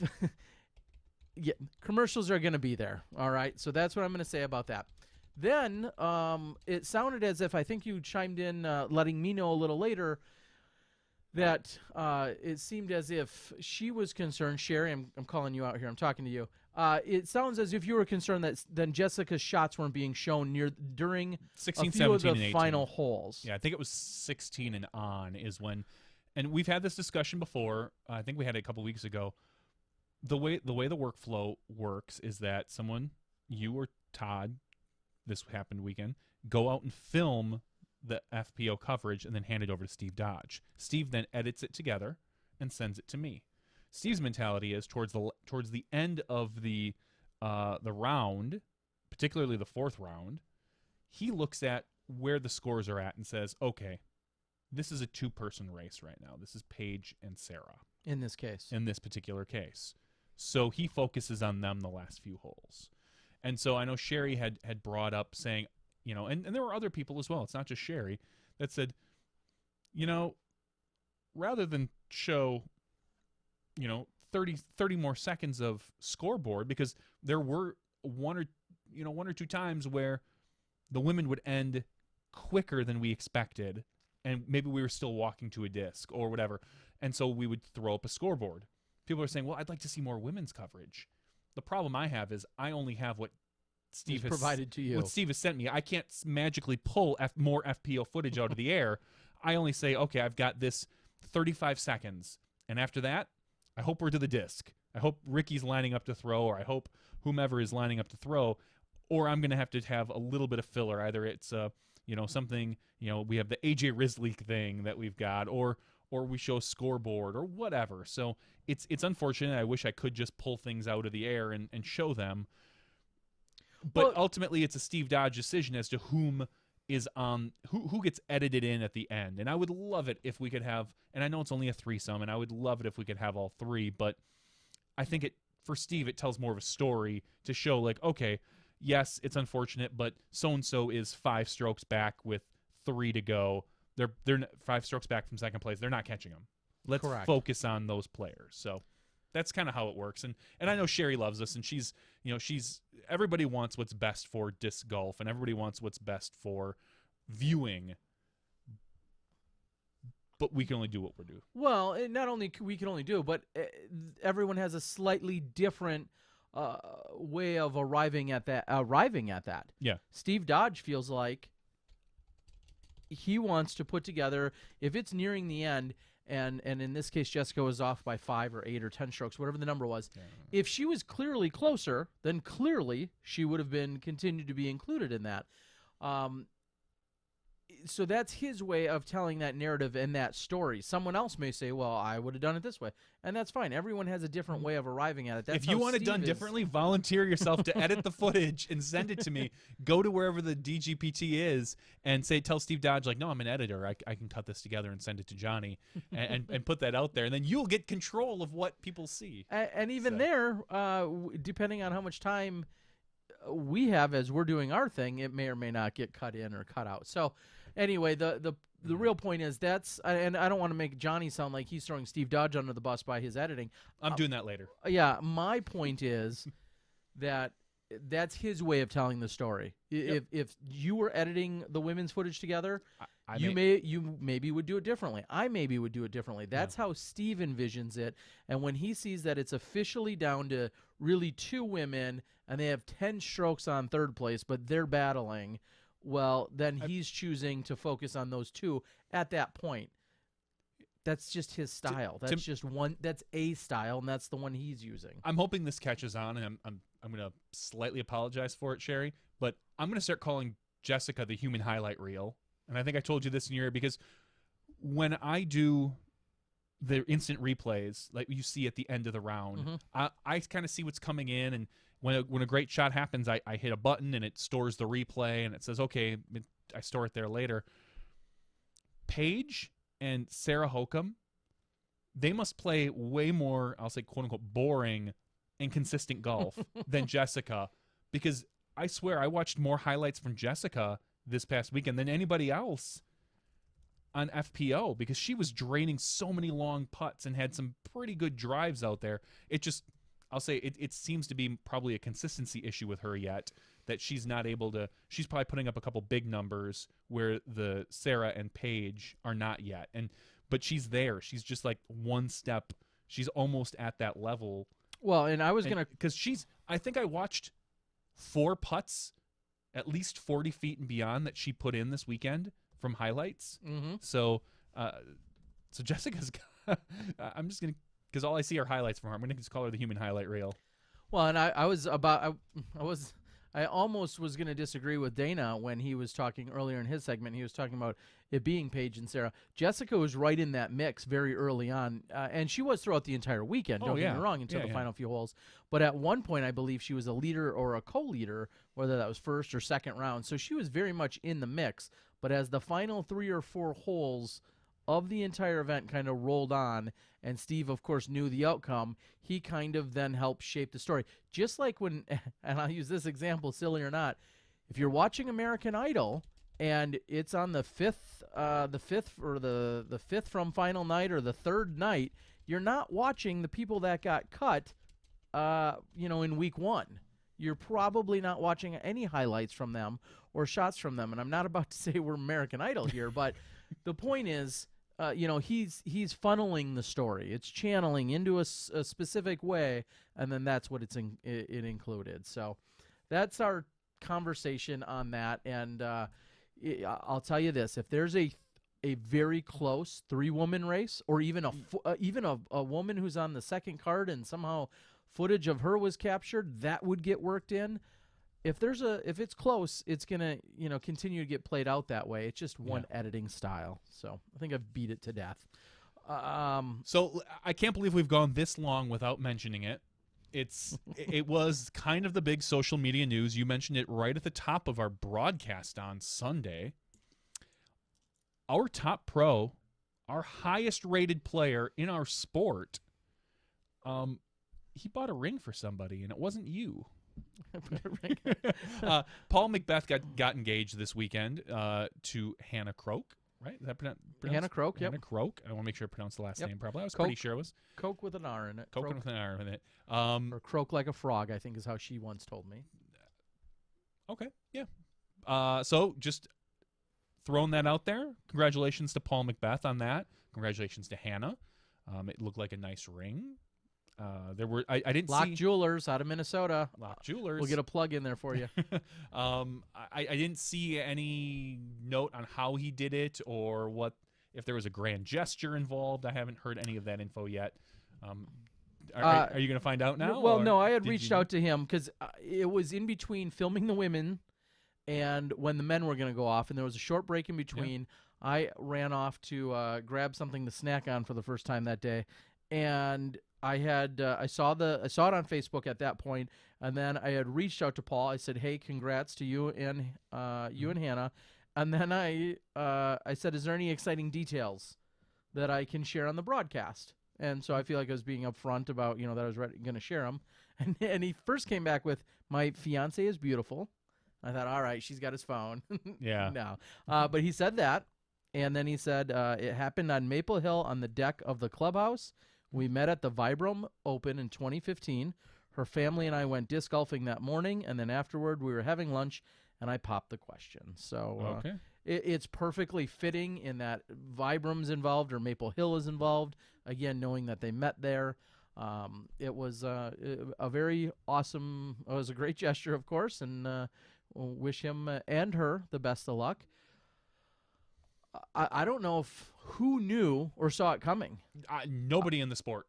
Nobody. You don't think anyone? Maybe Sexton. Maybe Sexton. Maybe Sexton. I bet you there was probably some talk there on a tour bus or some private messaging. But maybe a Yuli, because I know Paul and Paul they're kind of close. I know they've had you've seen Ulibarri caddy for Paul when he couldn't play for whatever reason, and so maybe those two. But other than that, it was a surprise to the disc golf community in general. Well, Dad's Drunk is claiming he knew. I heard Macbeth say it to someone at the Throwdown the Mountain that he already bought the ring. I was terrified to know the secret. Oh wow! So maybe I guess it was out there. Maybe it was out there a little more than I had expected. And Someone else suggested that Paul, Disc Golf Nerd says Paul taped the ring to a destroyer and threw it to her from 600 feet away. He probably could. That's Yeah, the of sad course. part. And I think I mentioned this to you on the phone when we were chatting real quick about it. And there was a thread out on the course review asking if Macbeth is going to basically more or less pull a shoestrick when Will got engaged. Wow. This is just what's on the board. I don't agree with it because I don't think it has anything to do with who you're seeing.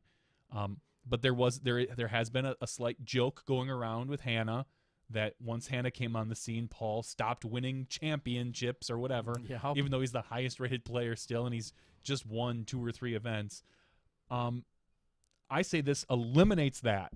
She is no longer the girlfriend. Well, so there can be no more girlfriend curse. but will it graduate to fiance curse and then wife curse? Is that what someone's going to suggest? I hope not. I hope that ends Either way, any. it's silly. It is. It's completely silly, and I It's hope whatever it totally is, that it silly. just ends that sort of conversation. We have, it's silly in general to talk about because it's not like Paul has been playing less. That's kind of the joke of when you get married, like, oh, there goes your golf game because you're going to play less, you're going to have kids and this and that. That hasn't happened to Paul. Yeah. It's just that Ricky has gotten better. Well. And so Ricky's there now competing with him. The person by his side makes no difference in his game. That's my thought, at least. All right. I'll go with that. I think I'm right. If she was making him miserable, then maybe. Oh, But, sure. that'd be weird. That would be a weird engagement if he feels that she makes him miserable. She's So, ragging him on the course when he misses a putt. Like, oh, my God. Like, are you kidding me? Yeah. Yeah, exactly. Yeah, look what happened to Tiger. Just saying. I don't think Tiger's problem was his wife. It was I think everyone that wasn't it his was wife. all the other women that weren't his wife. It wasn't even that. It was that his wife found out. Yes. Because after that, Tiger's game, well, he was married to Elena Nordegren, I think she was name is. Sure. He was doing great, but he also had a lot of extracurriculars going on as well. It was after she smashed up his car with his golf clubs that things kind of went downhill for Tiger. Yeah. So as long as we don't see Hannah throwing destroyers at the front of Paul's RV, I think we'll be safe. I think we will as well. So, of course, congrats to the Thumbs two of up. you. It's Very It's happy. very cool. I'd even thought for a moment, like, well, is that kind of lame or cheesy that I brought it up in the opening moments of the show, of the event that he wasn't even at? I thought, no, he is statistically rated our single best player in the game. It's somewhat of a story that he's not there in the first place. And then to find out that he proposes on a weekend where he's not at this big Pro Tour event, to big me news. was worth mentioning. It was worth mentioning. So very cool, and congratulations to the both of you and your families and everyone else. So, all right. On the board, I was going to say, do we have anything else? There's obviously a lot of conversation about Tiger Woods and Yeah. his extracurriculars. We don't have to worry about that. Let's talk real quickly about a couple media subjects at Jonesboro. We have seen, just today actually, Prodigy came out and said, hey, they released something on Facebook or on their YouTubes. It basically said, it kind of seemed like, hey, we're going to catch up to the other guys. I know it sounds sad or bad to say that, but it's true. We're going to have better graphics. We're going to have commentary. I didn't see better graphics. Oh, It no? said no. If I Anyway. recall seeing it, it said we're gonna have drone quadcopter. I don't know if there's a thing with the term drone, but they said quadcopter previews. Okay. I don't know if they said insightful, but pro commentary. Pro commentary. By whom I don't know whom.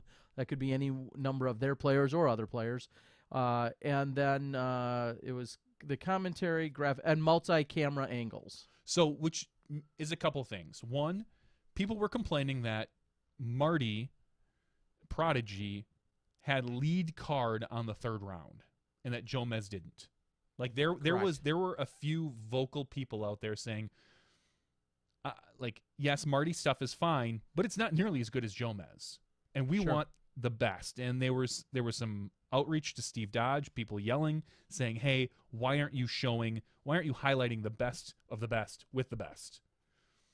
And I think that probably got back to Prodigy at some point, and now they're going to have to up their game, because for a long time, Marty's been a one-man crew. He goes out there with his DSLR, he films, he runs back to the hotel, edits it, and uploads it. Very quickly. Very quickly. Extremely quickly. Like, he's usually almost same day. Sometimes it's very shortly after. Whereas of the Jomez guys, they're usually early the next day. Mm-hmm. So this is going to change that. So for those people that really liked the Prodigy stuff, the way it was, you're going to now see a different beast. You're going to see multicam, which means they're going to need another cameraman. Or woman. Sorry. And I say that because his wife has worked a second camera in the past. Yep, I have at no Vibram. idea. Yeah, I met her. She's wonderful. She's very nice. We have no idea if he has someone else in mind or whatever, but he will need, obviously, if you're gonna unless he's got some copters of some sort. Yeah. Multiple cameras are required usually for multiple angles. And here's what I'll say about this situation with Marty on third round. Prodigy's a sponsor of the tour, like it or not. They have sway because they're a sponsor of the tour. Correct. Now, I think Steve has balanced it very well with how they've divvied out the rounds and how things go. But they are paying Steve Dodge to show commercials and to have access to the round coverage. Jomez doesn't. In fact, Jomez gets paid to be there. So it's actually a negative out of Steve's pocket. Now, overall, you write it up as advertising costs. What Jomez is doing is fantastic work. But if you have a choice between fantastic work that costs you and someone paying you to be there, even if they do less fantastic work, it's an easy decision, unfortunately, in our sport right now. Now, thankfully, we've got both of them.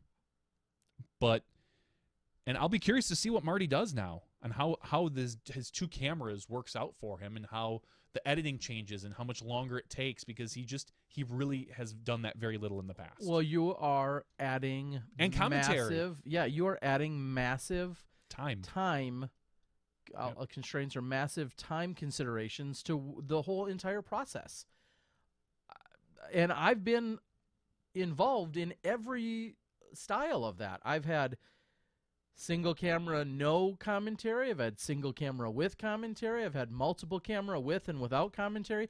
I've at one point done every single one of those combinations. And when you're doing what Jomez is doing, which is a throw cam, a catch cam, a reactionary cam, yep, and then top of the line graphics, mixing in hole previews, and then some shot tracker stuff. There's a reason why it takes them till the next day, so to speak, and that's not in any way negative. The fact that they get it done that quickly is truly amazing. And on the exact flip side of that coin, I'm no longer surprised that you're seeing 9 holes by Marty that night, because the efficiency in the process that he has, that if that's your job is to go there, film and edit and do nothing else, that's very practical, and he's done very well at that, and that's why he can have up 9 of the holes by that night. I know I could. I've done that in the past myself. Yeah. That's also, again, they couldn't be any further opposite ends of the spectrums. 1 camera, no commentary, and 3 camera with commentary. Those are just 2 polar opposites in terms of the efforts. Yep. And I think some of the criticism or the challenge that comes in is people say things, whether it be the ace that was captured, which we happen to have 2 cameras on, or any of those shots out there.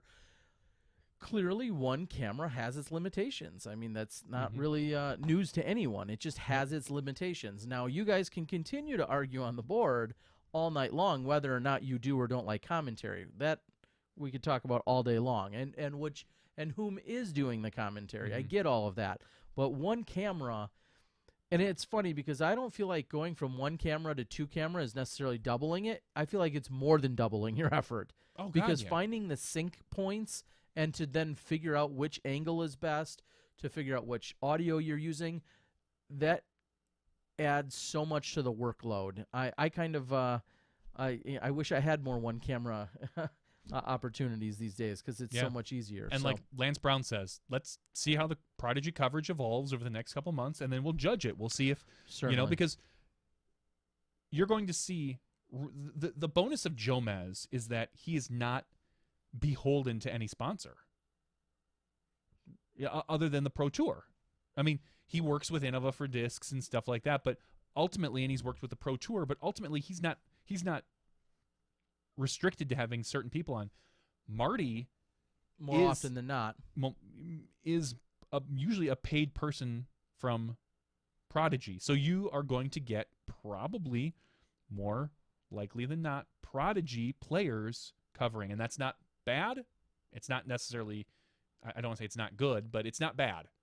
You're just going to see you're going to see more of a limited person that he can reach out to, because you're going to see, your Chris Dickerson, your Kale, your Yuli, your Cat, and whomever else from Prodigy really tours. If he's further up north, you're going to get Kale, but as we've seen, Kale doesn't really tour down south too much anymore. He's got himself as a lady friend as well, and so I'm curious to see how it works out for them and what they do, and whether they're going to be able to pull in other players. Like Will Schustrick as well, of course. Will somebody else step in with the Prodigy guys if it's going to be on a Prodigy page? I don't know if they will. So then that's going to be up to the pros. Yeah, it's certainly going to add a different look and feel and vibe. Marty has worked in a very specific style to what he's arrived at over all these years. He's worked very hard, as it's being said on the board. There's no doubt about that. Now, in working with someone else, there's going to be a learning phase, just like there is with any team and duo or trio or whatever it might be, just like there is with Jomez. They've clearly worked themselves into a very efficient system to arrive at the great product that they have. So it'll be interesting to see. It was just an interesting post today. To see a separate video come out to basically say, hey, here's what we're going to do now. I was a little surprised that there would have been a separate video to announce those things, because none of those things are revolutionary. Well, That's why I was surprised to see it. But I think they want it out there probably as soon as possible to say, hey, we hear what you're saying. We understand that our coverage right now, because for a while, Marty's coverage was considered top of the game. He had the DSLR. He had his stuff. He was the guy for a while. McFly so high, and that quickly. Well, other people brought up their game in vanished. different styles. Yeah, a lot of people having the Jomez crew have 3 guys in an RV now, just to cover one card. If I had 3 guys, I wouldn't. I know it sounds bad, but I wouldn't be covering one card. I'd be covering 2. Yeah, but that's what I would do, and they choose to have a much cleaner, really nice looking video with 3 cameras as opposed to a good looking one with 2 and a mediocre one with 1. So that's their mentality, and it is what it is. But everyone's got a different way. Yeah. Well, it'll be interesting to see how we move forward.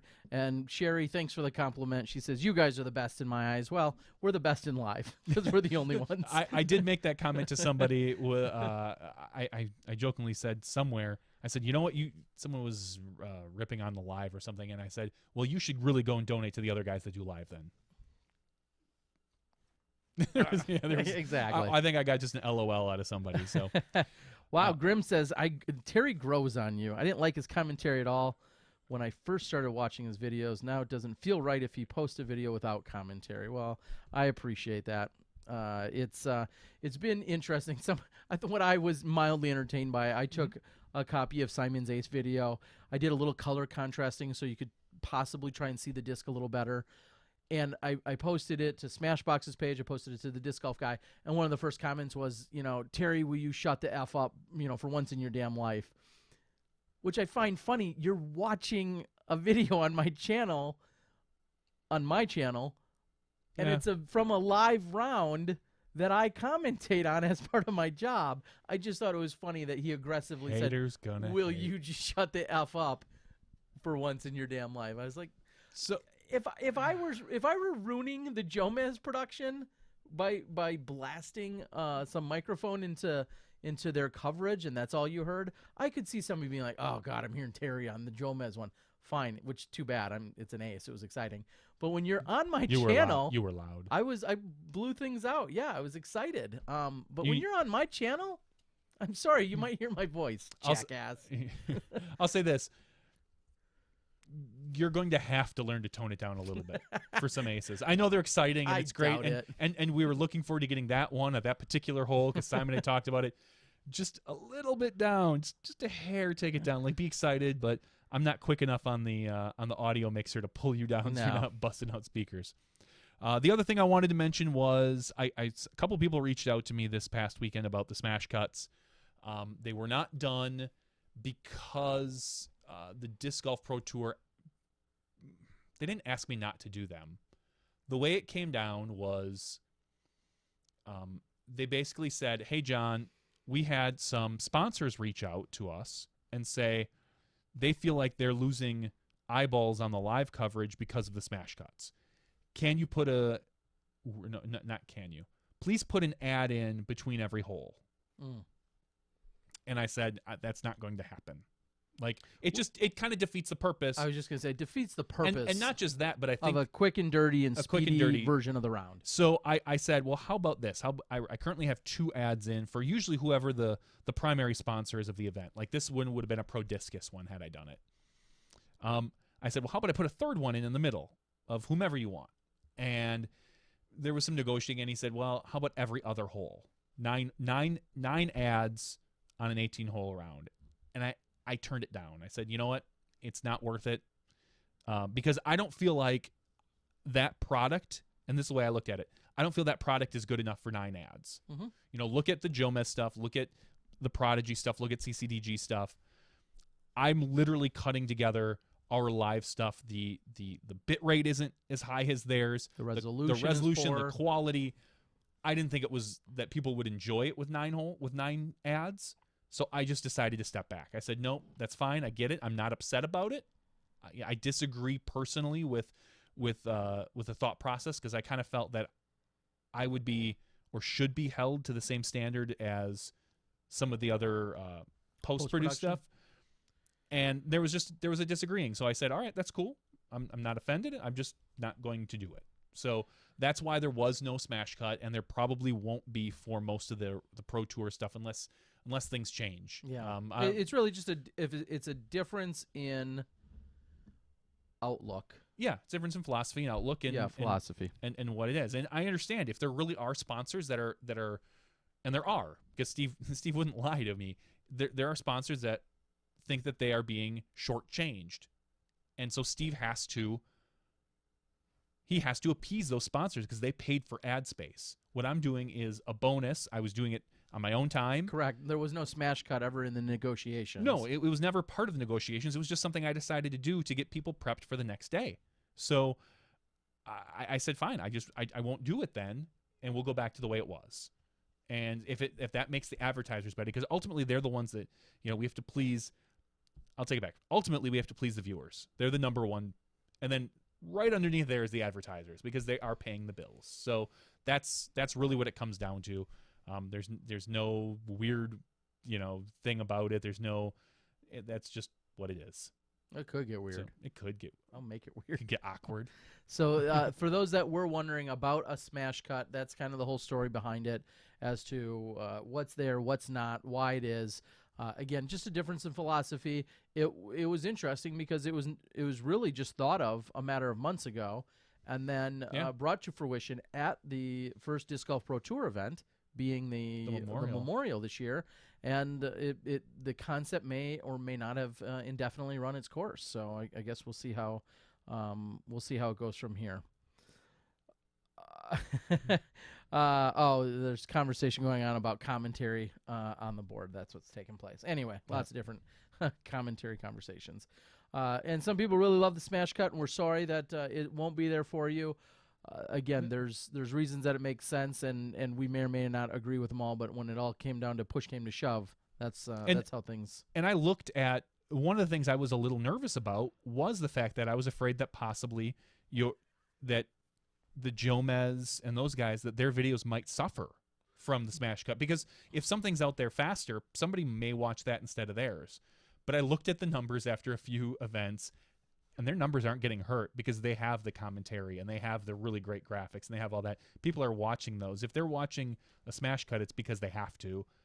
Usually just to prep for the next day, or because they just want it as fast as humanly possible. Some raw stuff. But I looked and I didn't see any difference in the Jomez numbers, so I felt comfortable continuing that. Had I saw that their numbers were taking a big hit, I possibly would have reevaluated that, and said, you know what, I don't want to hurt them for something cheap that I'm doing. Mm-hmm. So, and that wasn't the case, thankfully. So, but it ended up coming down to other things. So. Yeah, so there it is. And who knows? We may see it again in the future for something. We may not. I really don't know. I will say it frees up a couple hours of my night after an event.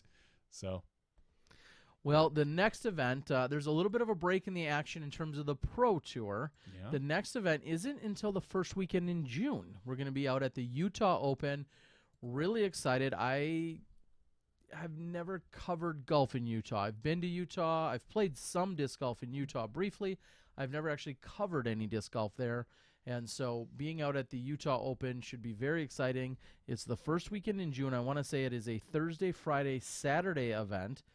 It does feel so weird that all of May, again, May is just so congested with big PDGA events and national tours and whatnot, but the first, second, and third of June is when we will be live with that event. But never fear, in 7 days, I'll be on my way, taking another long car ride back down south of us, over to Emporia. And you see some people talking about it, gearing up, having their own countdowns for Emporia. There's people counting down for Bowling Green AMs this weekend, which is, of course, another huge event focusing on our amateur players. And then a transition right into Emporia. And it's definitely exciting. Emporia is, we've said it a million times, it's a warm, welcoming disc golf town where you go from roughly 10,000 people to 11,000 people, with that difference being all golfers. So they expand by 10%, and it's a lot of fun. It's a really good time. It's one that a lot of people look forward to. This is going to be a PDGA National Tour event, and so there'll be a little bit different setup and scenario. It does not appear that we're going to be having the UDisc stats and scoring, which we kind of get spoiled by, and we hope that you guys enjoy that thing. That's all thanks to our friends at UDisc and then the volunteers.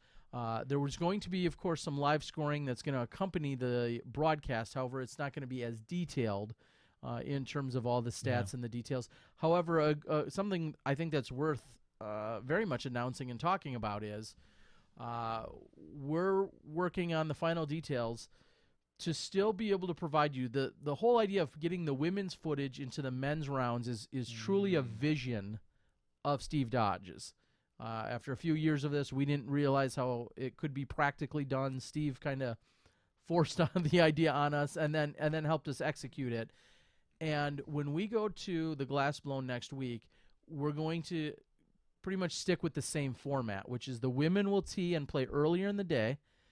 And then Steve Dodge, of all people, is going to still physically cut it together. So, Sherry, you go after him. No. But Steve Dodge is going to cut the footage together for us at SmashBoxx, provide it to Johnny just as he does for every other event, and then we're going to be able to splice it in. And why is that crazy? Well, it's because it's not a Pro Tour event, but yet Steve Dodge of the Pro Tour is still looking to help us out, and we're working with Ian and the crew over at Central Coast because I think they're going to be the ones physically filming it, and then we're going to work with them to get that footage to Steve and then Steve to us. So collabing with CCDG. Yeah, it's going to be a great collaboration. There's some give and take on all sides, and we're super excited. We're excited that we're going to be able to maintain that and keep that going. I've spoken to the women. They've expressed it too, that they love that we're getting their footage, of course, incorporated into the broadcast, and they said that they're willing to do whatever it takes to keep that going. Of course, at some point when we are making $12 an hour or more, maybe at some point we're going to actually have separate crews and be able to do multiple things in real time. That still may be years off. Who knows? But for now, this is we feel like this is the best possible solution that's practical for us to do. So very excited about it. YDS66 is harping on the FPO coverage. Why don't we just show the FPO straight through? Lots of people want to see it. A couple things. One, we've seen the numbers. It's always about half of what the MPO get. Maybe even a little less at times. Oh, yeah, a third to a quarter. So there's that. The second of all is we don't have the manpower to cover both. Or budget to cover both. I would love it if we could cover the women in the morning live, just like we do, and then go right to the men. I think that would be a phenomenal, long 12-hour day. But it would be great. We've done it. I think we did it one other time. Did we do that? The World Championships final day. Yeah, we that's covered the morning round of semifinals. We covered the final 9 of women live, which has never been done before in their entirety. And then we covered the final men live. And that was something, I'll say I don't want to say from an effort, from a practical standpoint, I never want to duplicate on the manpower or budget that we were on. That was borderline insane. Correct. And so as much as I would love to do that, we just don't have the budget. And so this is our, unfortunately, this is our compromise so that people can still see what happens with the FPO. And they're going to get a full cut for sure, because that's what CCDG is doing. Exactly. We are going to get a minimal cut of it and then they're going to get proper coverage post-round, just not live. So, which is different than the Disc Golf Pro Tour, because right now the Disc Golf Pro Tour, I think you have the footage for the women right now for one of the events, and at some point when you get a lot of spare time, all your spare time, you hope to release that. Correct. But again, we're very busy. Unfortunately, it's not like we can just dedicate a lot of time to this. So that FPO coverage will be seen. It might just not be for months. Or weeks or months. Or weeks or months. Or, or it could be September when things slow down is when Terry decides, all right, now I'm going to get cutting the FPO footage. But for this particular event, GBO, DD is doing it up well, and CCDG will be showing you that. I don't know when, if it's going to be next day. I'm not privy to that information. I've been really focused on the live stuff. So, but they will get proper coverage, and they will get live coverage. So we're going to, for the people that don't want to see FPO live, we're going to force it down their throat. For the people that want to see FPO post, you'll have the pleasure of seeing it. So, well, we're excited to do as much as we possibly can to make things happen. Of course, if people want to second guess the efforts that are out there, that's fine with it, with us. But we'll continue to do the best that we possibly can in the most practical of fashions, and we hope that you guys enjoy it. CCDG will be filming, like we said, the FPO. It's great. CCDG has the capabilities of doing that because of, again, the format and the team and the crew that they have as part of their ensemble, their setup. We see people sometimes occasionally harping on Jomez, saying, well, where's their women's footage? They never film the women, blah blah blah. Right now, with their format, with having the three guys with the three cameras, trying to put out the style that they are, finds them covering one round a day and editing that out and getting that up the next day. So that's their choice at that point. It's always hard to sit and tell somebody else that, well, hey, you should be doing more for us. This is where your priorities should be. Yeah. So and CCDG with a wider ensemble of people has a few more resources to be able to do what they're going to do, and everybody should be excited that they're going to be able to help present what they are. So GBO will be live. I believe we're going to be live at 3 different courses over the 3 days, which is in itself, and again, people may or may not want to downplay that. That's a little more challenging than you may think, but 3 different places, 3 different courses, that is, over the 3-day span. That's a lot of moving parts. That's, especially with Johnny not being there or being as familiar. I mean, of course, he knows some of these courses. There's challenges on this end in terms of graphics and the things that he's doing. There's challenges on our end with personnel and cameramen and familiarity and all those other things. So, but we are going to be live, and then each night it looks like I'm going to probably be set up in a different location. Throughout the last few years, we've kind of traveled around from spot to spot wherever things are going on at GBO, whether it's at the Granada or whether that's been at another restaurant or a bar or grill or out in front of the Dynamic Discs retail shop during the block party. I'm going to be set up in different places throughout the week for some kind of podcast or / after show, wrap-up show, review show, interview show, whatever you want to call it. That'll be taking place, I believe, every night that I'm down there. So stop by, say hi, and if you've got a great story or something that we need to know or someone else, let's see if we can get it out there. So very excited to do that.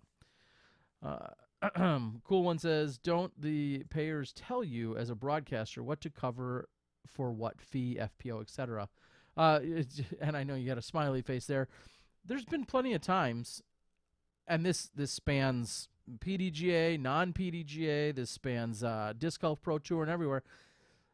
There's a certain amount of things that we know and can do, and then there's a certain amount of things that are just handed down, we'll say, as orders for what we do. So every situation's a little different.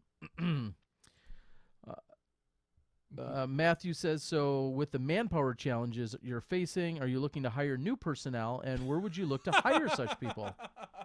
Well, Matthew, it's a legitimate question. Hire. Unfortunately, the That's reality is with the budgets that are currently administered, there might be a concern about paying people more practically now, in addition to that, before we could get to the point of hiring even more. Here's the problem that we see. We see a lot of people that say, and I'm so appreciative of them, like, hey, if you're in XYZ, let me know. I'd love to do camera work.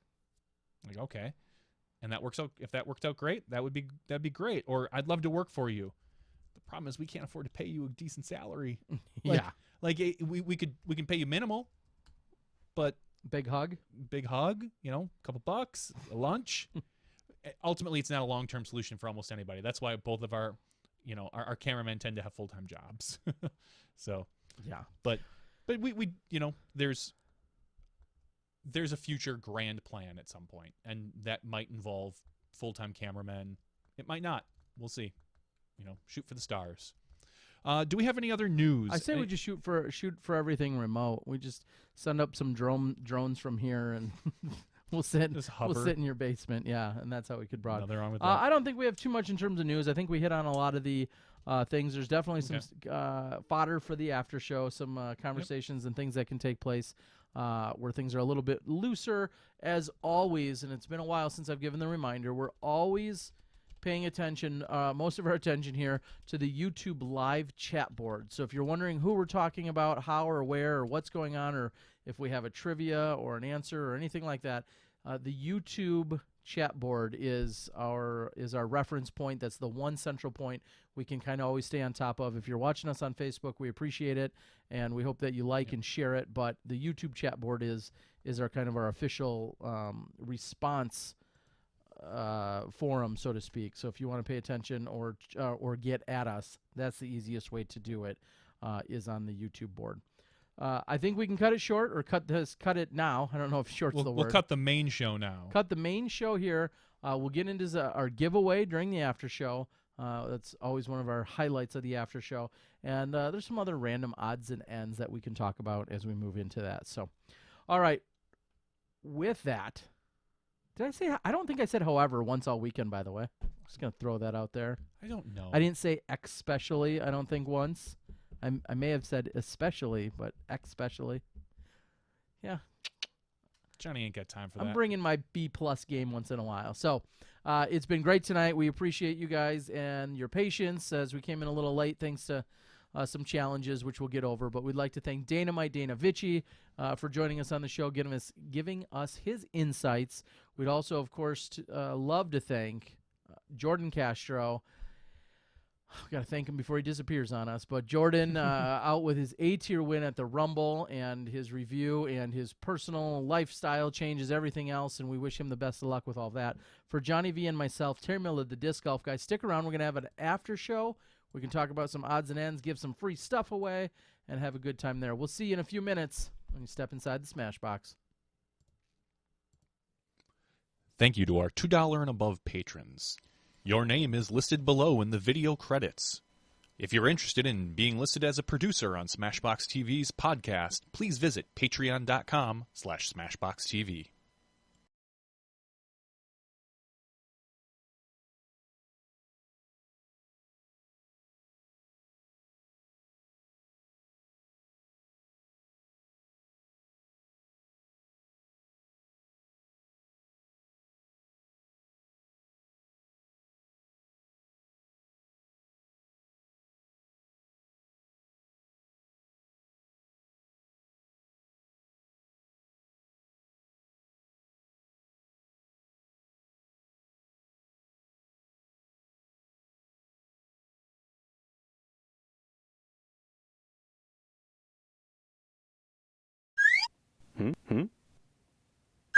Hey.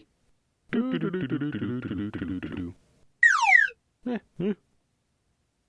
we go. Woohoo! Step inside the SmashBoxx with Johnny V and Terry Miller, the Disc Golf Guy.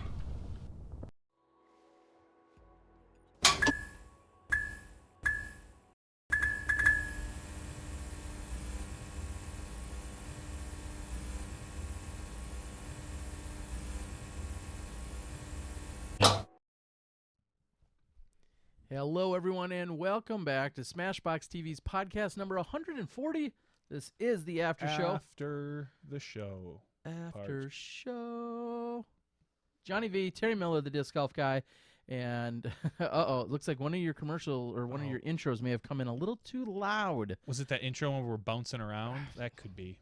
Could be a little. You haven't played that one in a while. And I haven't, so. We're going to blast him out with that. Either that or I could call another Simon Ace. We'll see which one's louder. Either way. Thank you guys for joining us. We're here in the after show. Things are a little bit looser. A lot more interaction that takes place directly between the live chat and us here in the studio. And there's also usually a handful of topics that may or may not revolve around disc golf or include disc golf. One of them seemed to be a popular post that clearly I'm behind the times, no surprise, but a popular post that I had today was talking about Pac-Man, and the gentleman that was the first one ever, Billy something or other. Yep, that had scored a perfect score on Pac-Man. Yep. And he says it takes anywhere from 4 to 5 hours to play it, and one of the coolest things that I thought, the takeaway that I took away, that I had from it was he shows a spot where he says it comes down to timing, and I think he says a 60th of a second, where you literally go right, you make a turn as you're playing Pac-Man, you make a turn, and a ghost is making a turn, and you literally go right through the ghost. So instead of getting eaten by it or dying from it, you actually go right through the ghost. And he was saying that has to happen umpteen times, and he said something about 29,000, but I think he's talking about other turns. But you have to go right through a ghost in terms of getting it. So his perfect game, of course, consists of never dying, which that alone, if that wouldn't screw up the scoring, in my opinion. But I guess if you're going for a perfect game, but getting every power pellet and then every ghost with every power pellet on every board. 256 boards later, and on the final board you can literally only see half of it because the memory from the game it glitches out. That's incredible. Anyway, I know people have told you, but you need to watch the King of Kong. Exactly. They do the Donkey Kong thing, and I'm assuming it's the same guy. It is, yeah. Because he says in this there's two different documentaries. I'm pretty sure I've seen King of Kong. I don't know. Anyway, I watched one of them, and it's really interesting and good. So yeah, I definitely will. And again, I was never a gamer. The extent of my gaming was, in fact, at best, maybe playing Pac-Man from time to time. So seeing him say that he's, obviously conquered the game, it's just, it was pretty funny. And I do want to go download it. He's a total D-bag, too, by the way. Well, that's what some people were saying on my thread on Facebook, saying, he's really arrogant and this and that. And he even said, when I submitted something or other, I was really cocky about it. I'm not saying, he has the right to because he's the best in the world at it, because that's not fair. But is there a character he's playing into at that point? I don't think so. Okay. Like maybe at this point now, but from what I remember of the documentary, he was a D-bag to like everybody. It wasn't just like an instance. He was just a dick bag. Huh. So, and I mean, that's fine. Whatever. You're the best in the world at Pac-Man. No different than being the best in the world at disc golf. I mean, okay. In general, you're the best in the world. Does he make more money? No. You don't. I'm sure he gets paid appearances. I don't know. Like, is it because Pac-Man's outdated? Yeah. Like back in the day, he probably made, but now, no. I'd be willing to bet no. I'm willing to bet Paul McBeth makes more money. Okay. I bet you Ricky Wysocki makes more money. You don't. He's got to have. This guy's got to have some sponsors, some endorsement deals. Maybe hair products. Maybe he's got a nice mane of hair. He does.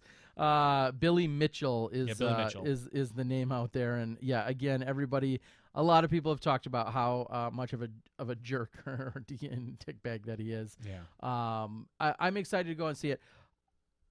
This was kind of in relation to Jordan's conversation earlier. I find myself being a little bit more excited and wanting to be on whether it's a treadmill or elliptical or whatever at the gym. Mm-hmm.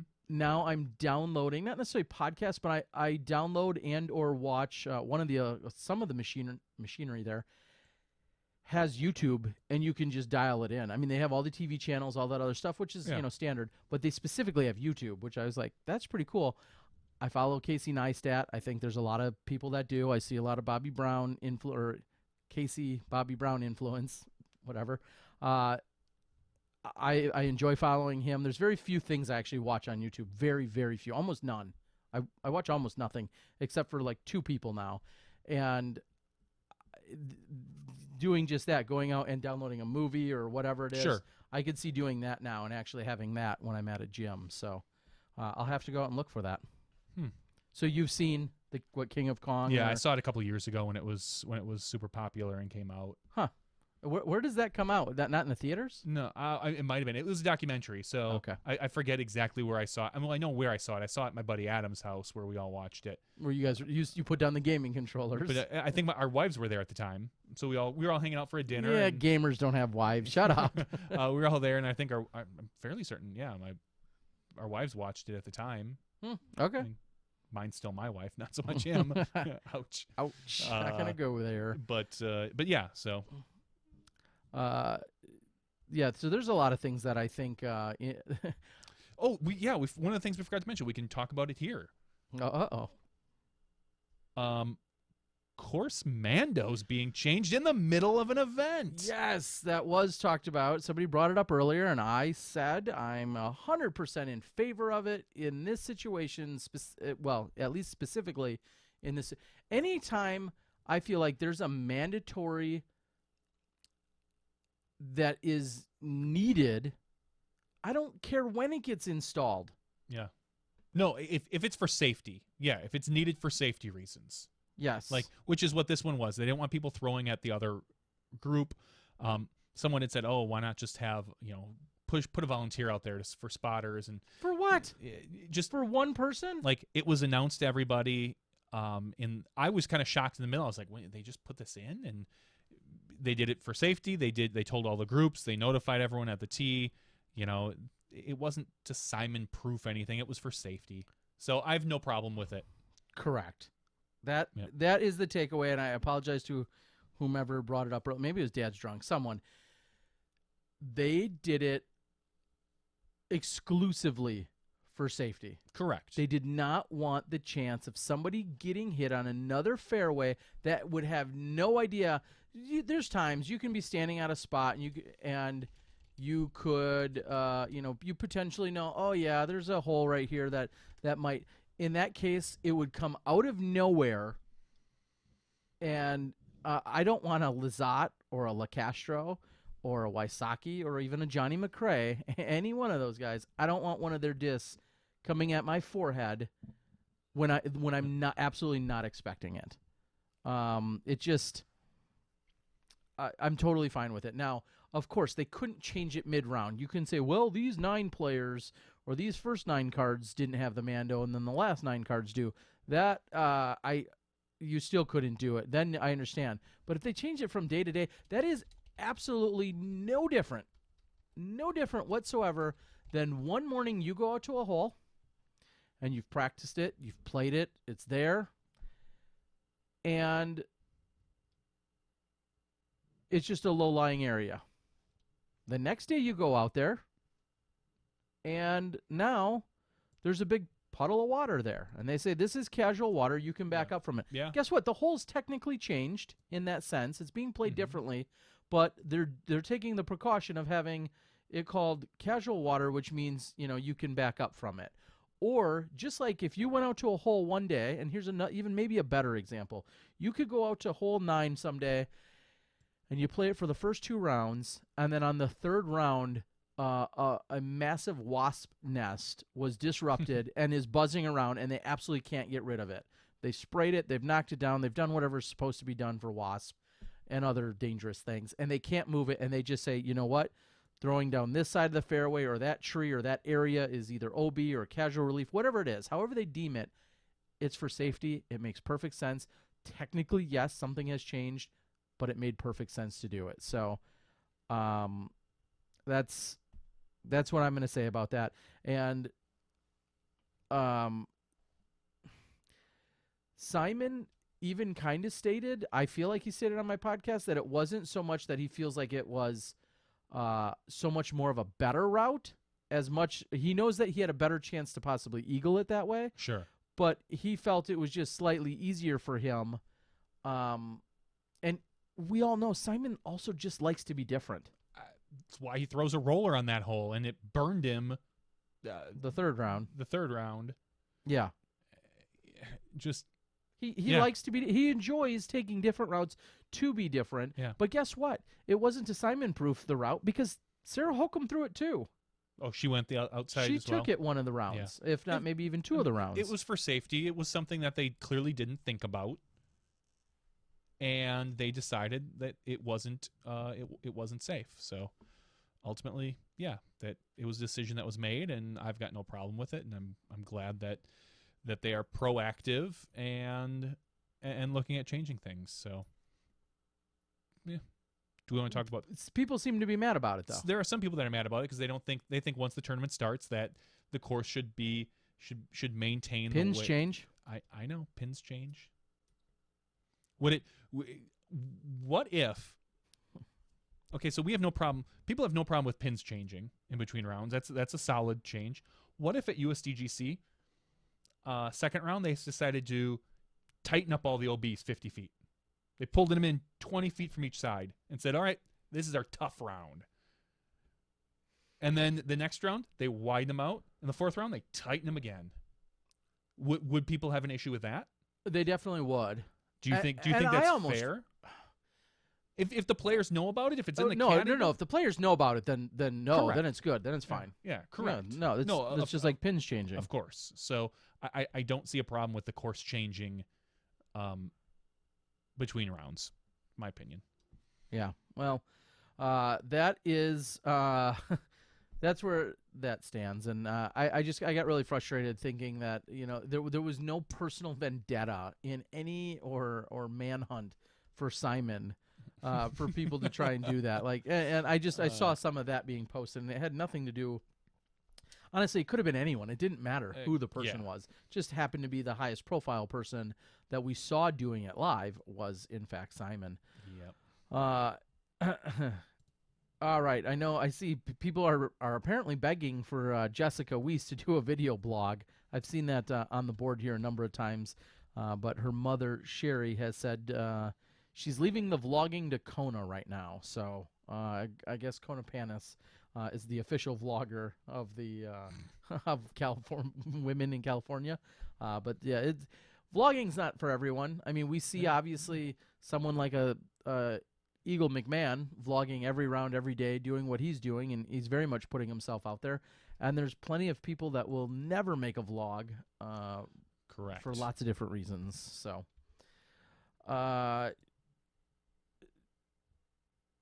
okay, sorry. Rob says yes. Steve or Terry commented that the hole was Simon proofed. If I blurted that out, or even if Steve did, that was in jest. That wouldn't have been like, oh Sure. yeah, they're trying to screw Simon over. They're Simon proofing it. That would have been totally in a joking or jovial fashion of some sort. The cool one's asking in the chat room. Nico, Paul, Eagle have vlogs. Why no women's vlogs? I don't know. To be honest, I'm not sure. I mean, just maybe we don't have the right personalities, or they women. don't Yeah, have that's what I'm the. saying. Well, I was gonna say, or just they don't have the. Within them, well, maybe that's what you're saying. That's what I'm saying. Yeah, I'm within I'm them. not they saying don't- that their personality I wouldn't want to see. I'm saying Correct. that they just don't want to do it. It's not in their personality to do that. To say, I'm going to dedicate, an hour or two a week to do this and put together, build my fan base, this and that. They're on Snapchat. If you really want their blogs, Paige Pierce, she jumps on the DD Snapchat at times.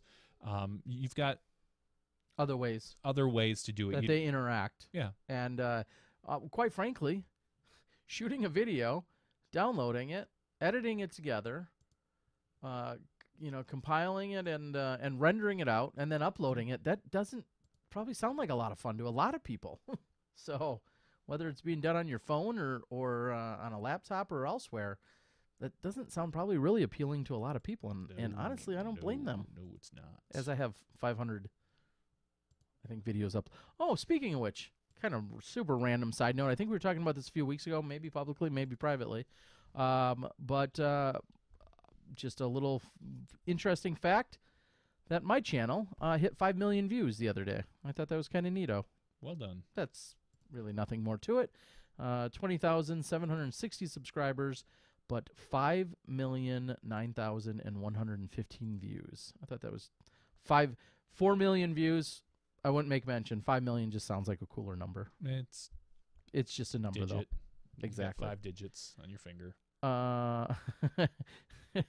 Disc Golf Nerd says, why do you guys always say a Nico instead of just Nico? You say someone like a Nico or Ricky. Because when I say that or when you say that, we're referencing a general population of maybe our top pros or maybe of the men. Or it's a way of putting out a generalization. Like a Paul or like a Nico. I Yeah, don't just do it just for Nico, but I would think I would do it like a Paul or like a Ricky. I would say that. Well, somebody called me out earlier and said, you say, the Macbeths or the Wysocki. Well, the Macbeth types. I know Macbeth is in, statistically sometimes a league of his own, but when I say the Macbeths, the Rickies, I'm talking about our upper echelon or maybe just our general men's pro field. It's just a form of using a generalization. Maybe. Dad, I don't know if I understand Dad Drunk's commercially. What's a word on the deal with the undershirts? Johnny's looks like a toga underneath the polo. I don't think so.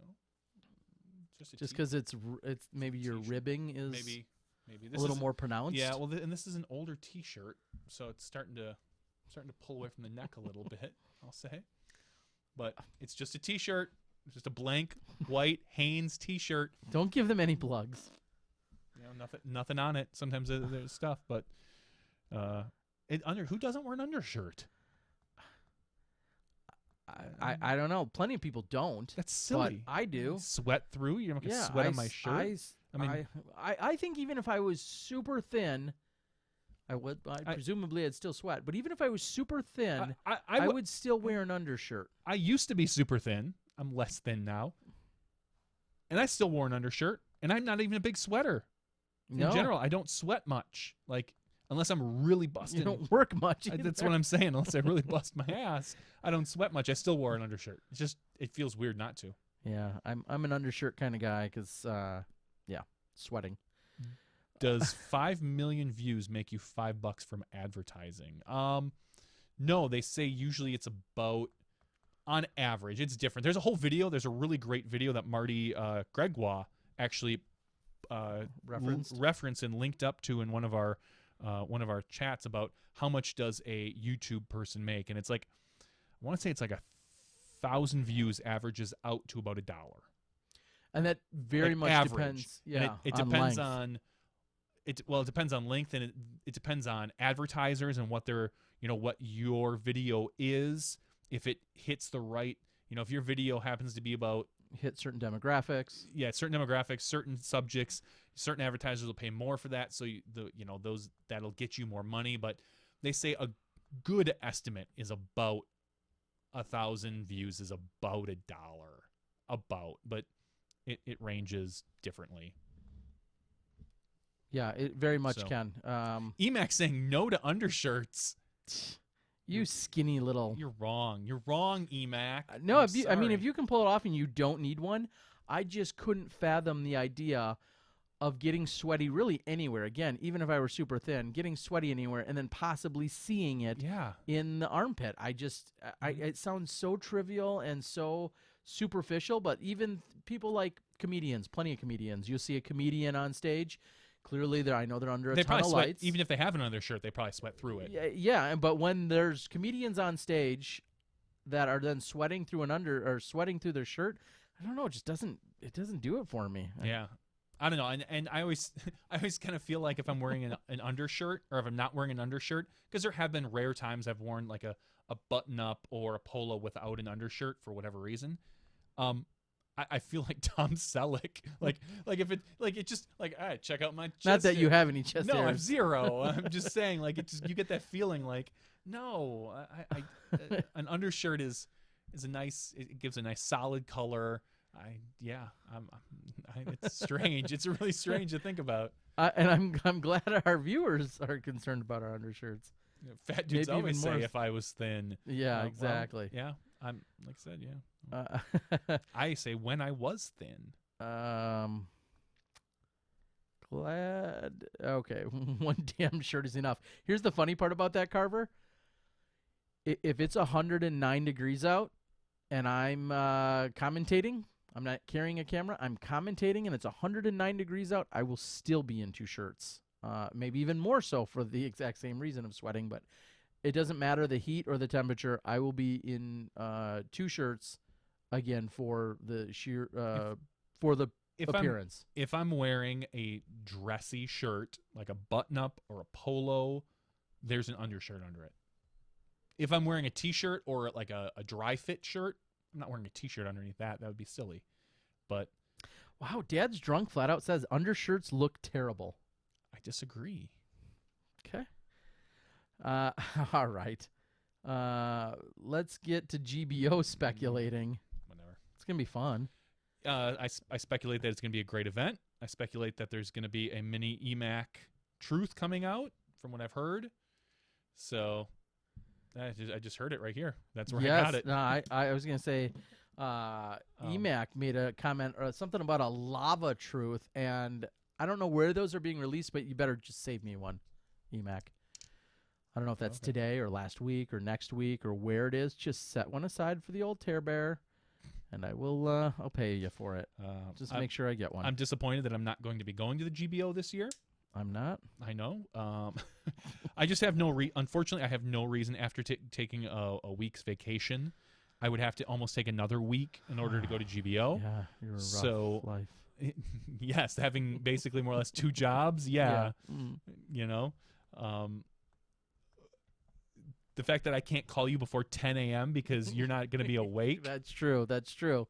You know. No, when I'm up, tomorrow when I'm up at 6:15 in the morning in 6 hours. Don't give me your crap there, Miller. Anyway. Yeah, so I can't make it to GBO. So it's unfortunate because it's one of the events I really enjoy and I like going. It's not too far. I can drive. They've got great internet, so I could bring a laptop or a computer to do the cutting, but it just doesn't make any sense this year. So. Undershirt under. Justin Thomas says he doesn't care what we look like. We have to talk disc. We know we don't have to. This is the after show. This is our show, pal. We'll talk about whatever the hell we want. You can tune in for the first 2.5 hours for that. That's where we talk about disc. Undershirt under dry fit polo. Yes, I do it. Yeah. Win GBO. Okay. Cool one is asking Eric McCabe to win the GBO. Okay, promise. And I'm sure EMAC's gonna do that. He says. Gonna give a good effort for it. Black Party, Terry. Is there gonna be one? I know at what is it? Somewhere overseas where it's all everybody has to dress up or something like that. I'm not sure if that's what takes place. All right. Jarrett says. So are you guys growing? Is SmashBoxx top of the disc golf echelon for media? Are the ends justifying the means? Are we growing? I mean, we grew from last year to this year. We're not like this. I would say from the beginning of the year to the end of the year, I don't know if there's necessarily any growth, but we're always trying different things. I was actually just looking at the calendar and trying to figure out when our next battle box is looking at. Yeah, that's got to happen. I'm hoping, cross my fingers, and I haven't even talked to Terry about this yet. May 3rd, which is a Wednesday. May seems to be really light for us as far as live stuff. I don't know what your plans are. I'm running a B tier Saturday, May 13th. Sign up, Greater Milwaukee Open. So you'll probably be in town. So I'm trying to think of who do I want to pair EMAC up against, or anybody actually. We talked about doing Simon or Eagle or something like that. So I really want to hit the May 3rd right after GBO. That's the goal for me. Okay. And I figure if I say it out loud here on the podcast, we might be held to something. Held to it. So that sounds very practical as well. So that might be the next battle box date. We'll look into that and see if we can make it happen. Is there going to be live? Yes, at GBO, but I'm not sure if that question was regarding the Masters Cup. Masters Cup is not going to be live. There's essentially no way that Masters Cup can be live due to the lack of cell signal out at De La Viega's course. The Masters Cup this year, for the first time in many years, is actually going to be presented by Innova. And with that, Innova then will be working hand in hand with Spin TV, which is a spin-off of or a direct partnership with Innova, however they want to say it. So it will be a Spin TV production, and I don't know if it's a secret or not, but it'll probably be not Joe Mez, sorry. It'll likely be a very Central Coast based coverage event. I don't believe that I'm going to have any presence there. Innova has, or I've talked with some of the Spin guys, and it sounds like probably Central Coast will have it on lockdown in terms of, the people that are the closest to the event. So economically, it would make sense that they're most heavily involved. So I'm saddened to say I will probably not be at Masters Cup. That will be the first time in 3 years. I really enjoy the event. I enjoy the courses, the people, the atmosphere, everything about it, Santa Cruz. So I'm saddened that I will likely have no part of it, but that's probably how it's going to go down. So if that's what you were asking about, I think we covered that. Someone asked if Eagle's allowed to do interviews with us anymore, and I think he is. I don't know why he wouldn't be. I think we kind of maybe made a joke once or twice that he hadn't found time to do one or two with us, so we kind of effectively said, okay, fine, then we're not going to have you. But that was all enough. No, we'd said the same thing about Kale when we first did this. Yeah, exactly. That was all in that's all in jest. Joking fashion. Tallahassee is a drop for most right now. Oh, the Tallahassee event. Okay. For Smash or for Skip Ace. People are just going to drop the two lowest events. Whatever they might be. And if you miss what's going to stink is if you miss a big event, if you forget to do one, like on one of the Pro Tour events or, one of the majors, then you're going to have an issue. And if not, then you'll probably drop some of the smaller 150. No, I don't think there's any that small, but like 200 to 300 point events. So we'll see. They asked if he wasn't allowed to interview with us because he's vegan. No, he's more than welcome. And just today on Instagram, he put out a very nice post thanking his dad for making him the man that he is and giving him the opportunities that he's given him. So I know we all know Eagle just celebrated his 19th birthday a few days ago. So very cool. Can you start coverage of the Grandmasters and Legends, please? No. He says he just remembers when he was in the room with Eric and Tina and he wouldn't talk. I believe that was because the focus was supposed to be Eric and Tina and he didn't want to take away from them. Correct. So. And yet no Kale Sins. Shasta in the house. Okay. Shasta, good. Payout talk now. Regarding what specifically, Dad's drunk? Yeah, what type of payouts? Oh, Shasta Chris has come on over to the Masters come cover the Masters at the Masters. I see where you're going with that. That's why Shasta said that. So he's saying to me, two things to that, Shasta. I do want to address it. One, I would gladly do it in a heartbeat. Two, there would need to be a collaborative effort and a budget to make it happen. And a collaborative effort, meaning with Spin TV. So just so it's clear for everyone, Spin TV, probably just like the Vegas event, will be in ultimate control of the video and the media. So I'm just speculating that if someone wanted to just show up with a camera and shoot lead card or second card or first card of women or whatever, likely, even if they said, I'd like to just show up and shoot with my little camera here and do it for free and put it on my own channel, they will likely shut you down or not allow it. Banhammer. Yes. So that is probably the situation. I'm guessing. Again, it's not a free-for-all. I personally, again, just because I would love to be involved, I think I've proven covering the women, covering men, covering whomever, I want to be there for the growth of the sport and for experiencing the event. To me, covering lead card of open men, I guess sounds like a default, but I think I've proven I'd like to cover anything. So Whether that's in their consideration, they may or may not allow it, and they definitely won't have budget for it. So there's a couple of hurdles there. Maybe that's something that could get talked about, though. So Disc Golf Nerd wants to know, Shasta, what are the top-selling DGA molds? I should review more DGA plastic. I think that's a good call. Yeah, that's definitely a good call. I think you should. The Jen Allen Glow T-Bird is sold out again. That sounds awesome. Sherry Weiss is asking, so what kind of giveaways do you have? We have all sorts of kinds of giveaways. In fact, last week we had Yuli on the show, and my bad that we didn't forward on the information until just today. I gave it to him. He's going to send out a free pair of Yuli shades that someone won last week. That was all on behalf of Paul Uliberry, so thank you, Paul. Very kind gesture. And then we also had another giveaway where I sent out, I think it was 2 discs and some stickers or something that also went out from last week's giveaway. Every week it's a little bit different. Sometimes it's shirt. Sometimes it could be a hat. Sometimes it could be a combo, disc, multiple discs. There's anything can happen when we have our giveaways. And we're going to have one here in a little while. Yeah. So what do we got this week? We might as well do it now. Yeah, let's do it right now. We're going to have a SmashBoxxTV shirt. Super, super lightweight. Very soft. You can wear it as an undershirt. I was going to say, you could definitely wear it as an undershirt. You're going to wear it to bed. I know this sounds weird, but I love it when people tell me, I love this shirt. I wear it all the time. It's my favorite shirt. And I'd like to think it's because of what it says, but usually it's just simply the feel of the super soft tees that I order. They are nice. They're awesome. So, yeah.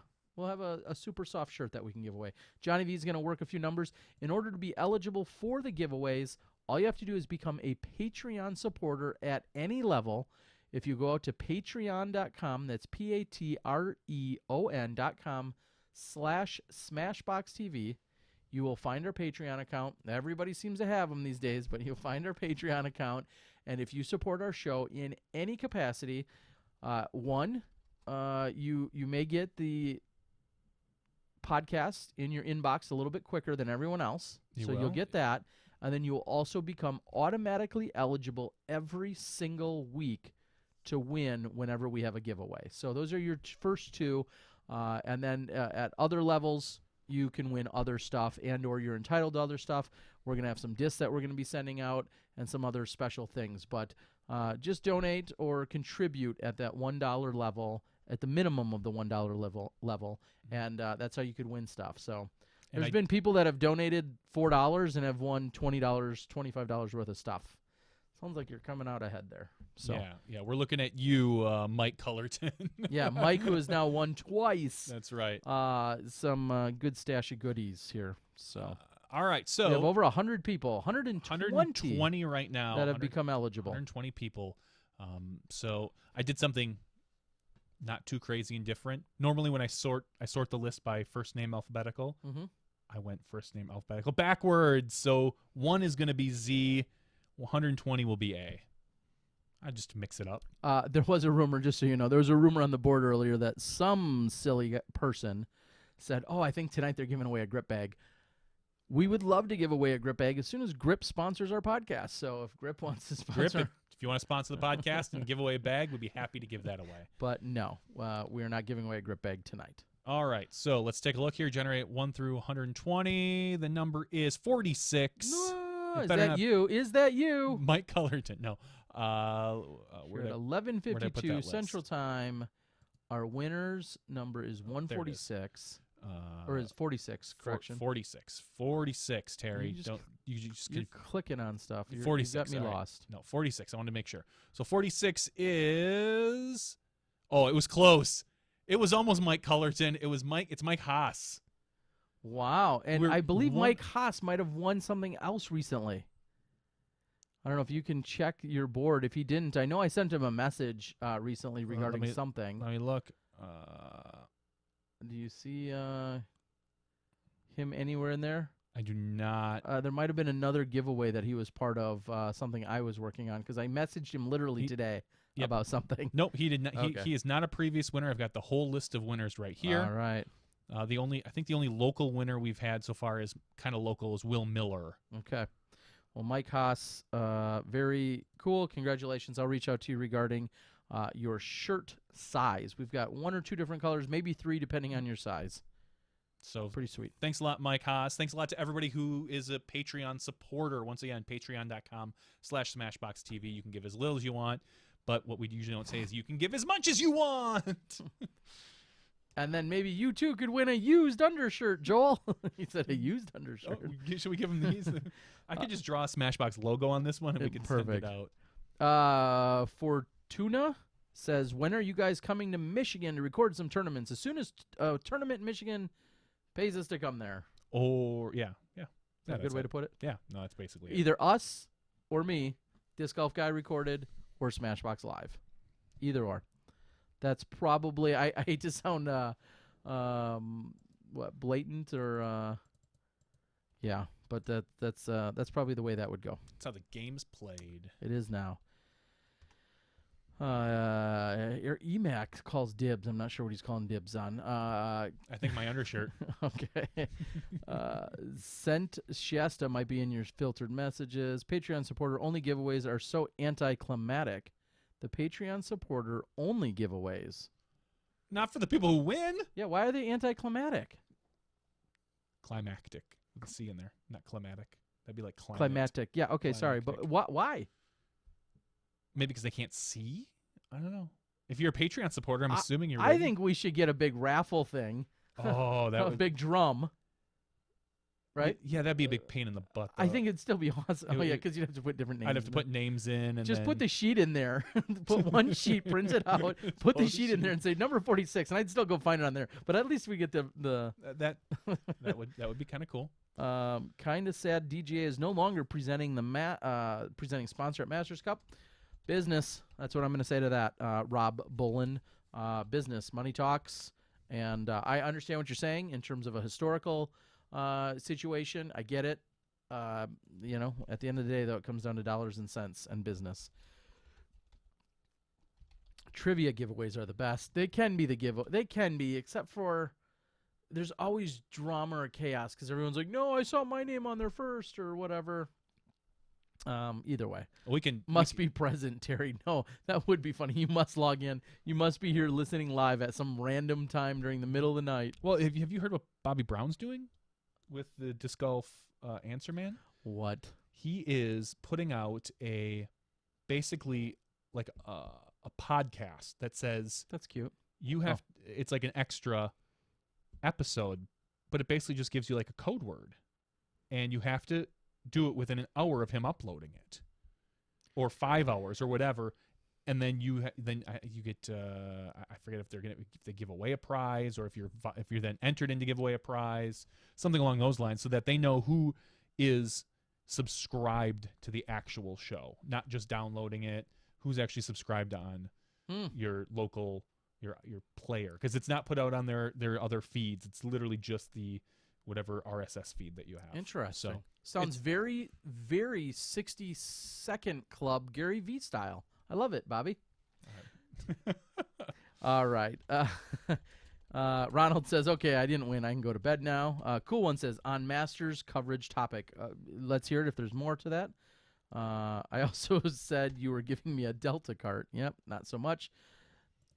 Delta cart so wonderfully sent me a cart back in 2013, and they said, why don't you try this out? And I said, okay, I'll do a video on it. And I did a video on it a few days later, and 3 or 4 days later, they said, oh, we haven't seen any increase in sales since you put out this video when our cart is $500. Literally the most expensive item in disc golf was a Delta cart at $499. Yeah. And they said, well, I didn't increase their sales after 4 days of my video being released, and they wanted to make sure they got their cart back. So you got your cart back, Delta cart. Dad's Drunk says there should be more giveaways related to Skip Ace. There should be more sponsorship of Skip Ace. So today is that a good answer? That's a great answer. Okay. Today I put in some. I added a little bit of 2 things. I added a give away your undershirt. Go on. I might just be careful. We should. Can I draw Johnny V's Pizzeria on it? You should. I think Sherry Weiss asked what size it was because she wants it as a nightshirt. I believe it's an XL. That'll fit you, Sherry. I don't think this is the XLT that might fit 2 of you, Sherry. I mean, yeah. Sometimes I have a set of XLTs as well that I like because they're longer. I thought you meant XLT shirts. No. No. I fixed up something that lets you see what position you're in every league on your profile page, and I also added a Google Analytics backend stuff so I can see how many people actually visit the page. Now, I can always see who makes picks and who does that, and how many picks are made. But I'm curious as to how many people come to the site regularly and this and that. So I added some of that stuff and. Just like you, bro. You stealing my data. Stealing your data. I'm Googling it up. Taking my cookies. Because I'm working with the web developer to get some things taken care of. Hopefully he's, I'd like in the next 2 weeks to have the picks restricted to only the people who are registered on the PDGA site. So you can't pick anybody. You have to pick people who are actually registered. So there's that. And I'm kind of already thinking for next year if I want to do things like maybe a banner ad or something along those lines to help drum up a little bit extra money that I can then just turn around and give away. So, because that's my goal. I'd love to just give away a bunch of stuff, but I don't want to go broke doing it. So I don't know. I think you should give away all your stuff. Matthew Hefner says, "What are your predictions for Josh Anthon this year?" I know we talked about that kind of extensively last week, but Josh Anthon, I think every event he goes to, he'll finish very well. I mean, I'll just generically say it that way. Disc Girls Gone Wild would be a good Michigan tournament to cover the FPO side. I couldn't agree more. Grim SOP. I believe it conflicts with something where I'm personally going to be already somewhere else, if I recall, because I think Jenny Sanfilippo was talking about the weekend, and I remember thinking it was a conflict. Terry Miller, question: if a capable volunteer wanted to record a tourney video for your broadcast, would that help you with your camera? Yes, it could. If there was a capable volunteer, it would be even better if somebody could edit, but way better.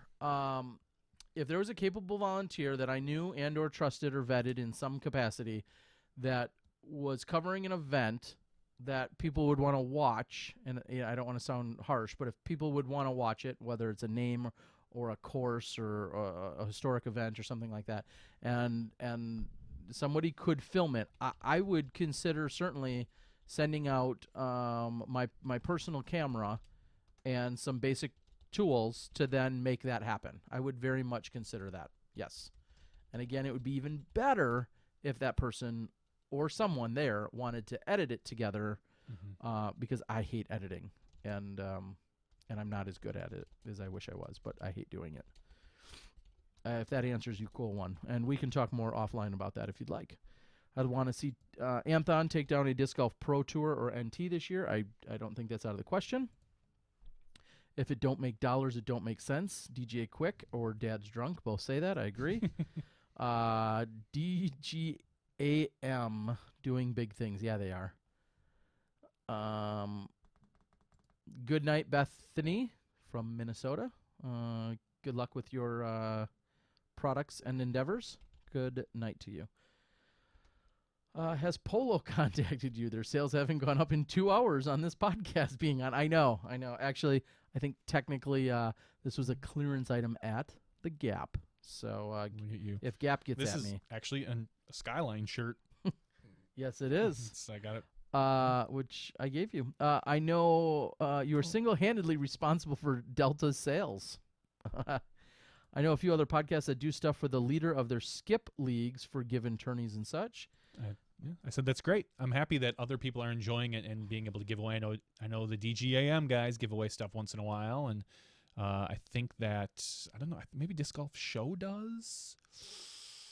I don't know, but yeah, it's looking for it. And I'm looking at someone asked earlier about the $20 money league. There's 29 people in there. I'm sorry, 28, because I don't count because I did not put any money in. I just signed up because I need to be able to get in and see everything. So if you take, I said 15% of the people are going to get paid. That's 4 people. So the top 4 will get paid. So I just need to figure out exactly how much that's going to be for each person. So figure if 20, what's 28 times 20, Terry? Is that 560, 5,600. Not 5,600. Well, 28 times 20. Oh, yeah, 560 then. Sorry. Yeah, so $560 will go to the top 4 people. It'll be broken down at some point. 4th place will probably get their money back, and then the top 3 will break out the other 500 and whatever. But dude, but like, what's the player pack like? So, and right now, Emacs in 5th. He would. Yeah, he's just kind of dangling there. And, yeah. Ronald Harkey says, Terry, what's up with the Innova umbrella stamped like on the Gator you raffled yesterday? Is that a player pack exclusive? Are you in the know? What I do know, in talking to Devin Owens, Joe Rotan, and a little bit of with Don Smith, that is just an incredibly rare stamp that Innova did on some discs. They've had that stamp for a while. They opted to put it on a few discs. And I was under the impression, I was told there was literally only 75 total discs with that stamp. And then there's a real genuine question as to if it may never get stamped again. Apparently it doesn't stamp real well, or there's a challenge with it. And the comment that was told to me was that there may never be another disc stamped with that exact stamp, hence obviously making them that much more rare and unique. But I'm working to possibly move a couple of them, not hoard all of them that I have, the handful. I'd like to move a couple of them because I think if they're so special, hopefully there's a premium on them, and then that's just going to pay more bills to do more disc golf editing and work. Do you ever have the rookie? Did you ever have the Rookie of the Year on the show? No, we did not. Brian Freeze, we did not. Oh, that's why Dad's drunk. He is in first place right now for the $20 money league, so he won. What all leagues will you be giving something away? I said last year I did the Skip Ace League, and when I say that, I mean that I still have not given the guy his stuff because I'll say this. I want a custom stamp disc. He's overseas, and so for me to it's really expensive to send it overseas. Yeah, it is. So I'm actually trying to work with a manufacturer over there to print something and send it to him. You cheap ass. But I did give. You can talk to. I believe it's Anthony Keegler. I believe he won the Skip Ace Charity League, the St. Jude, and he got 2 really nice full color dynamic disc stamped discs. I gave him 2 of them because I always told him, I said, I want you to put one in your bag. Yeah. I want you to hang one, like think, hey, that's pretty cool, and I want you to throw one. So, and I'll probably do that for the Skip Ace League as well. Other than that, I'm not doing anything for the Survivor League just because it was kind of a last minute thing. I threw it together. I'm a survivor. Yeah. But yeah, I think we started with like 200 or 300 people in that, and we're down to 21, which is kind of crazy, thinking we're only 5 or 6 weeks in, and we've already eliminated 90% of the people. Good. So it's tougher than it looks because you pick a player, you can't repick them. You've got people, like I said, that at the Memorial picked Yuli, and then he took 25th. Wah, wah.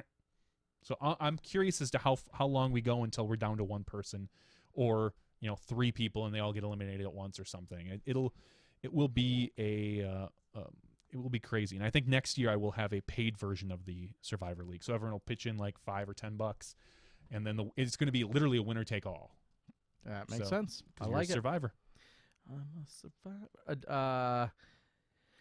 Sherry says it'd be nice to have a West Coast camera. Sherry, well, perfect. I'll send out a West Coast camera, and then Jessica could shoot her vlogs, and we're killing 2 birds with 1 stone then, since everybody wants one. Bethany, you're welcome. Good night. Yes, Mind Dump. I do have some discs. We're going to be ordering more, but I have some right now. I also have, again, the Smashbox, some really cool microfiber towels that are super nice, as well as some T-shirts right now with the Smashbox. We've got a number of different T-shirts with Smashbox logos. Give out undershirts next year for Skip Ace player packs. Yes, good idea. I missed the Gator yesterday. Sorry, buddy. That actually already got shipped out today. How is it determined if it's tied? For like the Survivor League. The maybe, Survivor League. Well, there's no money in it, so I don't really care if it's tied. Okay. Ultimately, if it's the money money league, league, I doubt it's going to be tied after that many events. So we'll worry about that later. If it involves me, then Terry gets all the money. Yes. I want Terry's box of Page Pierce TI Stalkers. I'd be okay with a Smashbox logo on those too. Just saying. Yeah, I think I told that story. I have a whole box. Never even opened. They showed up from Discraft. I never bothered opening them. It's an entire box of Paige Pierce stalkers. Raise your hand if you're still in the Survivor League. Most people aren't. And down to 21. Ronald, are you in twice? So, awesome. Well, I think we've covered most of the stuff on the board. I think so. EMAC, you got anything new or exciting out there? I guess one question I'd have for EMAC, if you're listening, I know there's a stipulation in terms of being having representation at the block party for vendors there. And I think one of the stipulations is you're not to be selling stock items. And I would like to know if A, there's spots available, and B, I think it would be kind of cool if I could work something out with the DD setup, whether that's Doug or EMAC or all of the above, about having the little bit of SmashBox TV merchandise, having that there and available. I'll probably be doing a podcast that final night, so maybe if I can pull in a helper, maybe we could have something that resembles an actual booth. A lot of people have asked for some of this stuff, including some of our discs, the T-shirts that I have. If I could round all that stuff up and pack it along, maybe there's a small booth of stuff that we could have available at that block party. EMAC, maybe you can chime in and find out. JDD asks, he's asking for Jesus, is this a 6-hour stream?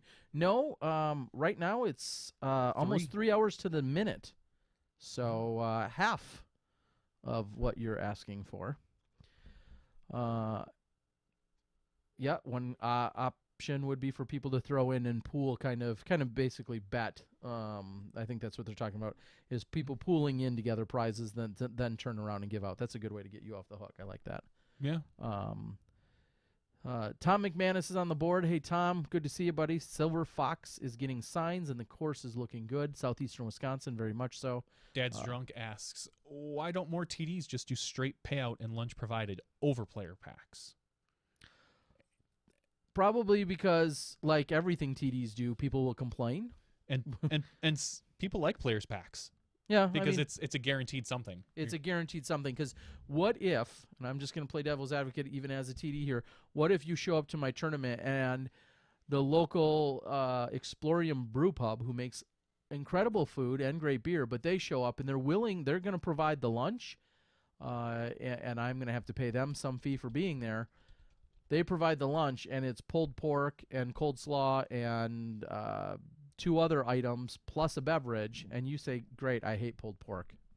And now you're super mad because I've technically paid for your lunch, but you don't want to eat it because you would have rather had pizza or lasagna or, trunk salad that my cameraman eats. So that's probably one. And as Johnny V just said, if I give you a disc, now on the flip side, you could show up and I hand you your player pack disc and you say, I don't throw this DD disc, or I don't throw this Latitude disc or this Innova disc, and you could be displeased, but you could probably more easily transfer that or hawk that or sell it or doing whatever you're going to do for it. All right. Silver got a bunch already, and they look great. That's my home course. Such a beauty. Glad you like it, Corey. We are traveling more and more, up to 4 hours for a tournament, and still no other juniors in her division. Marcus says, and that probably could be men or women. Juniors divisions are usually scarce. Some people, as much as you want this to be a family-friendly, growing sport and get kids and families involved, some people, fair or not, look to disc golf tournaments as a way to get away from their kids for a weekend. And I'm not saying all, clearly, but there's some parents that are like moms or dads that are feel very much like, no, it's my weekend, or this is the one weekend a month I have. I'm going to go do my thing, and I don't want to have to worry about kids. And I've been very diligent throughout the years, and this is maybe a TD tip. Do everything you can to not put juniors with the women. And I know that's may initially come across as weird or even sexist in some way. A lot of women, fair or not, seem to be the primary caregivers. And I know I'm speaking in some pretty serious generalities here, but they usually are the primary caregiver for children. And when they go to a tournament, again, sometimes they want to get away from kids in general, little people, little children. And so don't just assume like, and I know, and sometimes it's numbers. You may have 3 women and you may have 2 juniors, and they're all fivesome. So those are the 5 you put together. I get it, but I've heard enough times from enough women that I kind of feel like now I'm babysitting or something. And every junior is a little different. Every situation's different, but overall, I will say that. If you can, try to avoid that. And I think that helps. And maybe these women may not even be moms, but sometimes I think they're looking for that break. So, all right. Mike Mack says, what if you don't eat pork? Then don't try the pulled pork from Explorium, but it's amazing. The pulled pork at Skyline offered a pickle, chips, and coleslaw. Good sandwich. It certainly was. I only throw discraft. Does that make me a dickbag? No. Now, if you go to like toe-to-toe and want to fight someone about how you could never throw anything else and you're not sponsored by them, I might second guess that's maybe not in your overall best interest. But then again, you might be thinking, well, I want to someday soon be sponsored by Discraft, so I'm gonna really hone in on their plastic. That's perfectly fine. But there's plenty of people who just blindly walk up and they've never even touched Disc X or even seen one, and they pick it out of a bin and they're like, oh, that's a crank. I don't throw Discraft. And like it has nothing to do with the disc. Yeah, they just blanket it all together, and those are people I don't understand. What are the discs in my bag? I've got a mixture of primarily Innova when I throw, a few DD discs, and a few legacy discs. And someday I'll put a Comet back in if I ever play again. Oh, they're so nice. I love until someone sponsors me. So I was a little disappointed in our local area golf that there's really not an event this weekend. I've got nothing going on this weekend. No one's running it. Well, there's Standing Rocks. Well, there's Standing Rocks Am, which is unfortunately a Intermediates. recreational and intermediate. Yeah. Unsanctioned. Is bad as I play, I can't see even going down to intermediate. Advanced, I'll play. Sure. Intermediate, no. There's a next gen tour event, but it's run by someone I'm not going to go support. Okay. And then there is one that actually did caught my eye. What's that? Because I asked you, I was like, what are you doing this weekend? Oh, yeah, it caught my eye, and I'm not going to do it because I'm going to stay at home with the kids. No, Illinois, there's Mike Batka is running a Glide Series stop in Baraboo. At Baraboo, yeah. And I am a 2-time Open champion there. You are. And that's on Sunday, right? Saturday. Yeah, I don't know if I can do it Saturday or not. So it very much was appealing to me. And then there's also an unsanctioned kind of private-ish event taking place over in the Madison area that I know has a lot of Madison players going to it as well. Okay. So, but yeah, nothing really, really major or significant going on in Wisconsin. Yeah. I'm sure if you want to travel, is there anything in Illinois? There's Batavia outside of Chicago. Batavia or whatever. Batavia. And I looked at, there was not much registration, so it didn't really seem like it was super interesting to me. And then there's Minnesota, but that's just a hair out of where I want to go. Sure. I would like to keep it within 2 hours. Minnesota's about 5, so. All right. Joel says not at BSF. I don't know what that is. I'm a single. I'm not disagree with you. I'm a single dad. I have my kids 100% of the time. I never go without them. Some cool one doesn't like hot dogs. No problem. I don't mind playing on a women's card. Playing around with Barrett or Carla is enjoyable. I totally agree. Oh yeah, they're a load of fun. Animosity toward different brands is silly to me, even for the sake of supporting local. I kind of agree with that. Watch those wrist rockets. Is there a watch those? I don't know what that means. I don't know either. Is that a troll? Is that a legit comment? Is that a troll? I don't know what that comment is.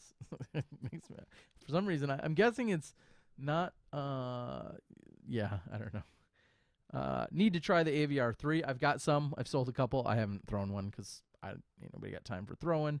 I have a comment for you. It's a TI comment, Sherry. No thanks. I'll pass. And I only say that because I like the really old original, usually chalky. Original plastic comments. Those are my thing. I think you would like the Z Comet as well. No, I don't. I love. You don't the even want to feel. try it.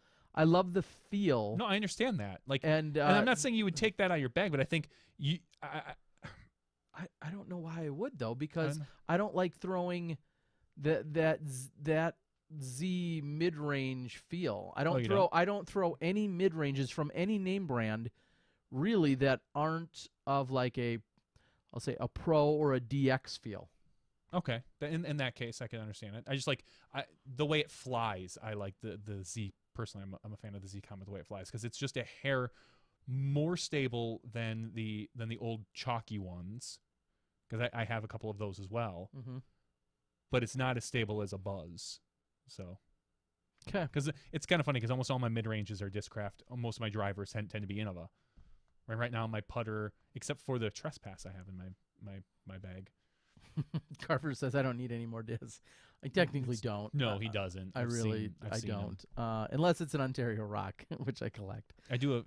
I do have an X Comet as well. Main Street Open in Batavia, lousy course. No tee pads. It's atrocious. You've sold me. Then you had me at no tee pads. I would not want to go to a sanctioned event that does not have. Yeah. Especially in the spring in the Midwest. I just would never want to take that risk. That would suck. I agree. A couple of Wisconsin college teams are competing at Lincoln on Saturday and Parkside on Sunday. That's pretty cool. X comments are nice. DGN, do you ever do an MD3 review? I know how you feel. I only throw CE plastic. Hold on. I hear you. Hit me up. Deal. Okay. I don't know. It stinks. Bear Booze on Saturday?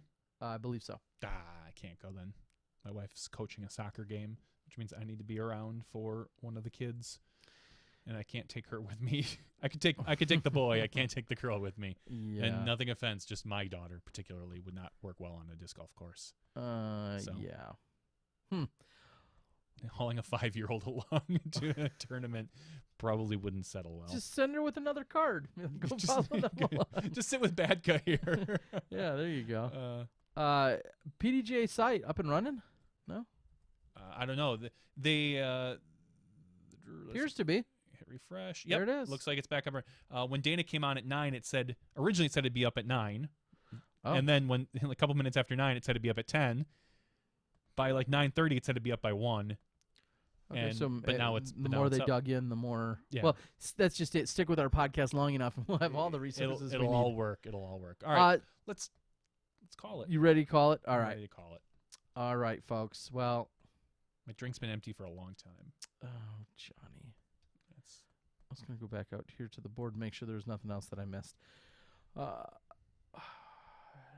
dads. All right, folks. This is a little over 3 hours. It's a short one tonight. We'll keep it short. Thank you guys for tuning in. This has been podcast number 140. You're going to see a bunch of action next week. Please come out and say hi. If you do need any dynamic discs or otherwise stuff that I have with me that's specific to Smashbox, please stop by if you want to make a purchase or a blind $500 donation or whatever. No, we don't want that. But we do. Would love for you to stop by, say hi, pick up any items that you might need. I think I'll be in town as early as Tuesday. I think Tuesday night, I'm going to actually kind of rush to find some place to be on board on Tuesday night, get set up, and then have a podcast. I'll be in there on Tuesday. So okay, I mean, the Tuesday night one is easy, whatever, because I can always run the show on Tuesday night, and then that's what I'm saying. Is we'll try and find a way to make it work. It's just a matter of what time I get down to Emporia, grab all the stuff, get everything set up. So looking forward to it. So for Johnny V and myself, that's podcast 140 after show. Thanks to EMAC and the rest of the crew, all of you guys that chimed in, interacted. Hope you had a good time and hope you learned a thing or two or not. And I hope that someday you too will win a SmashBoxx TV undershirt. We'll see you next time when you step inside the SmashBoxx.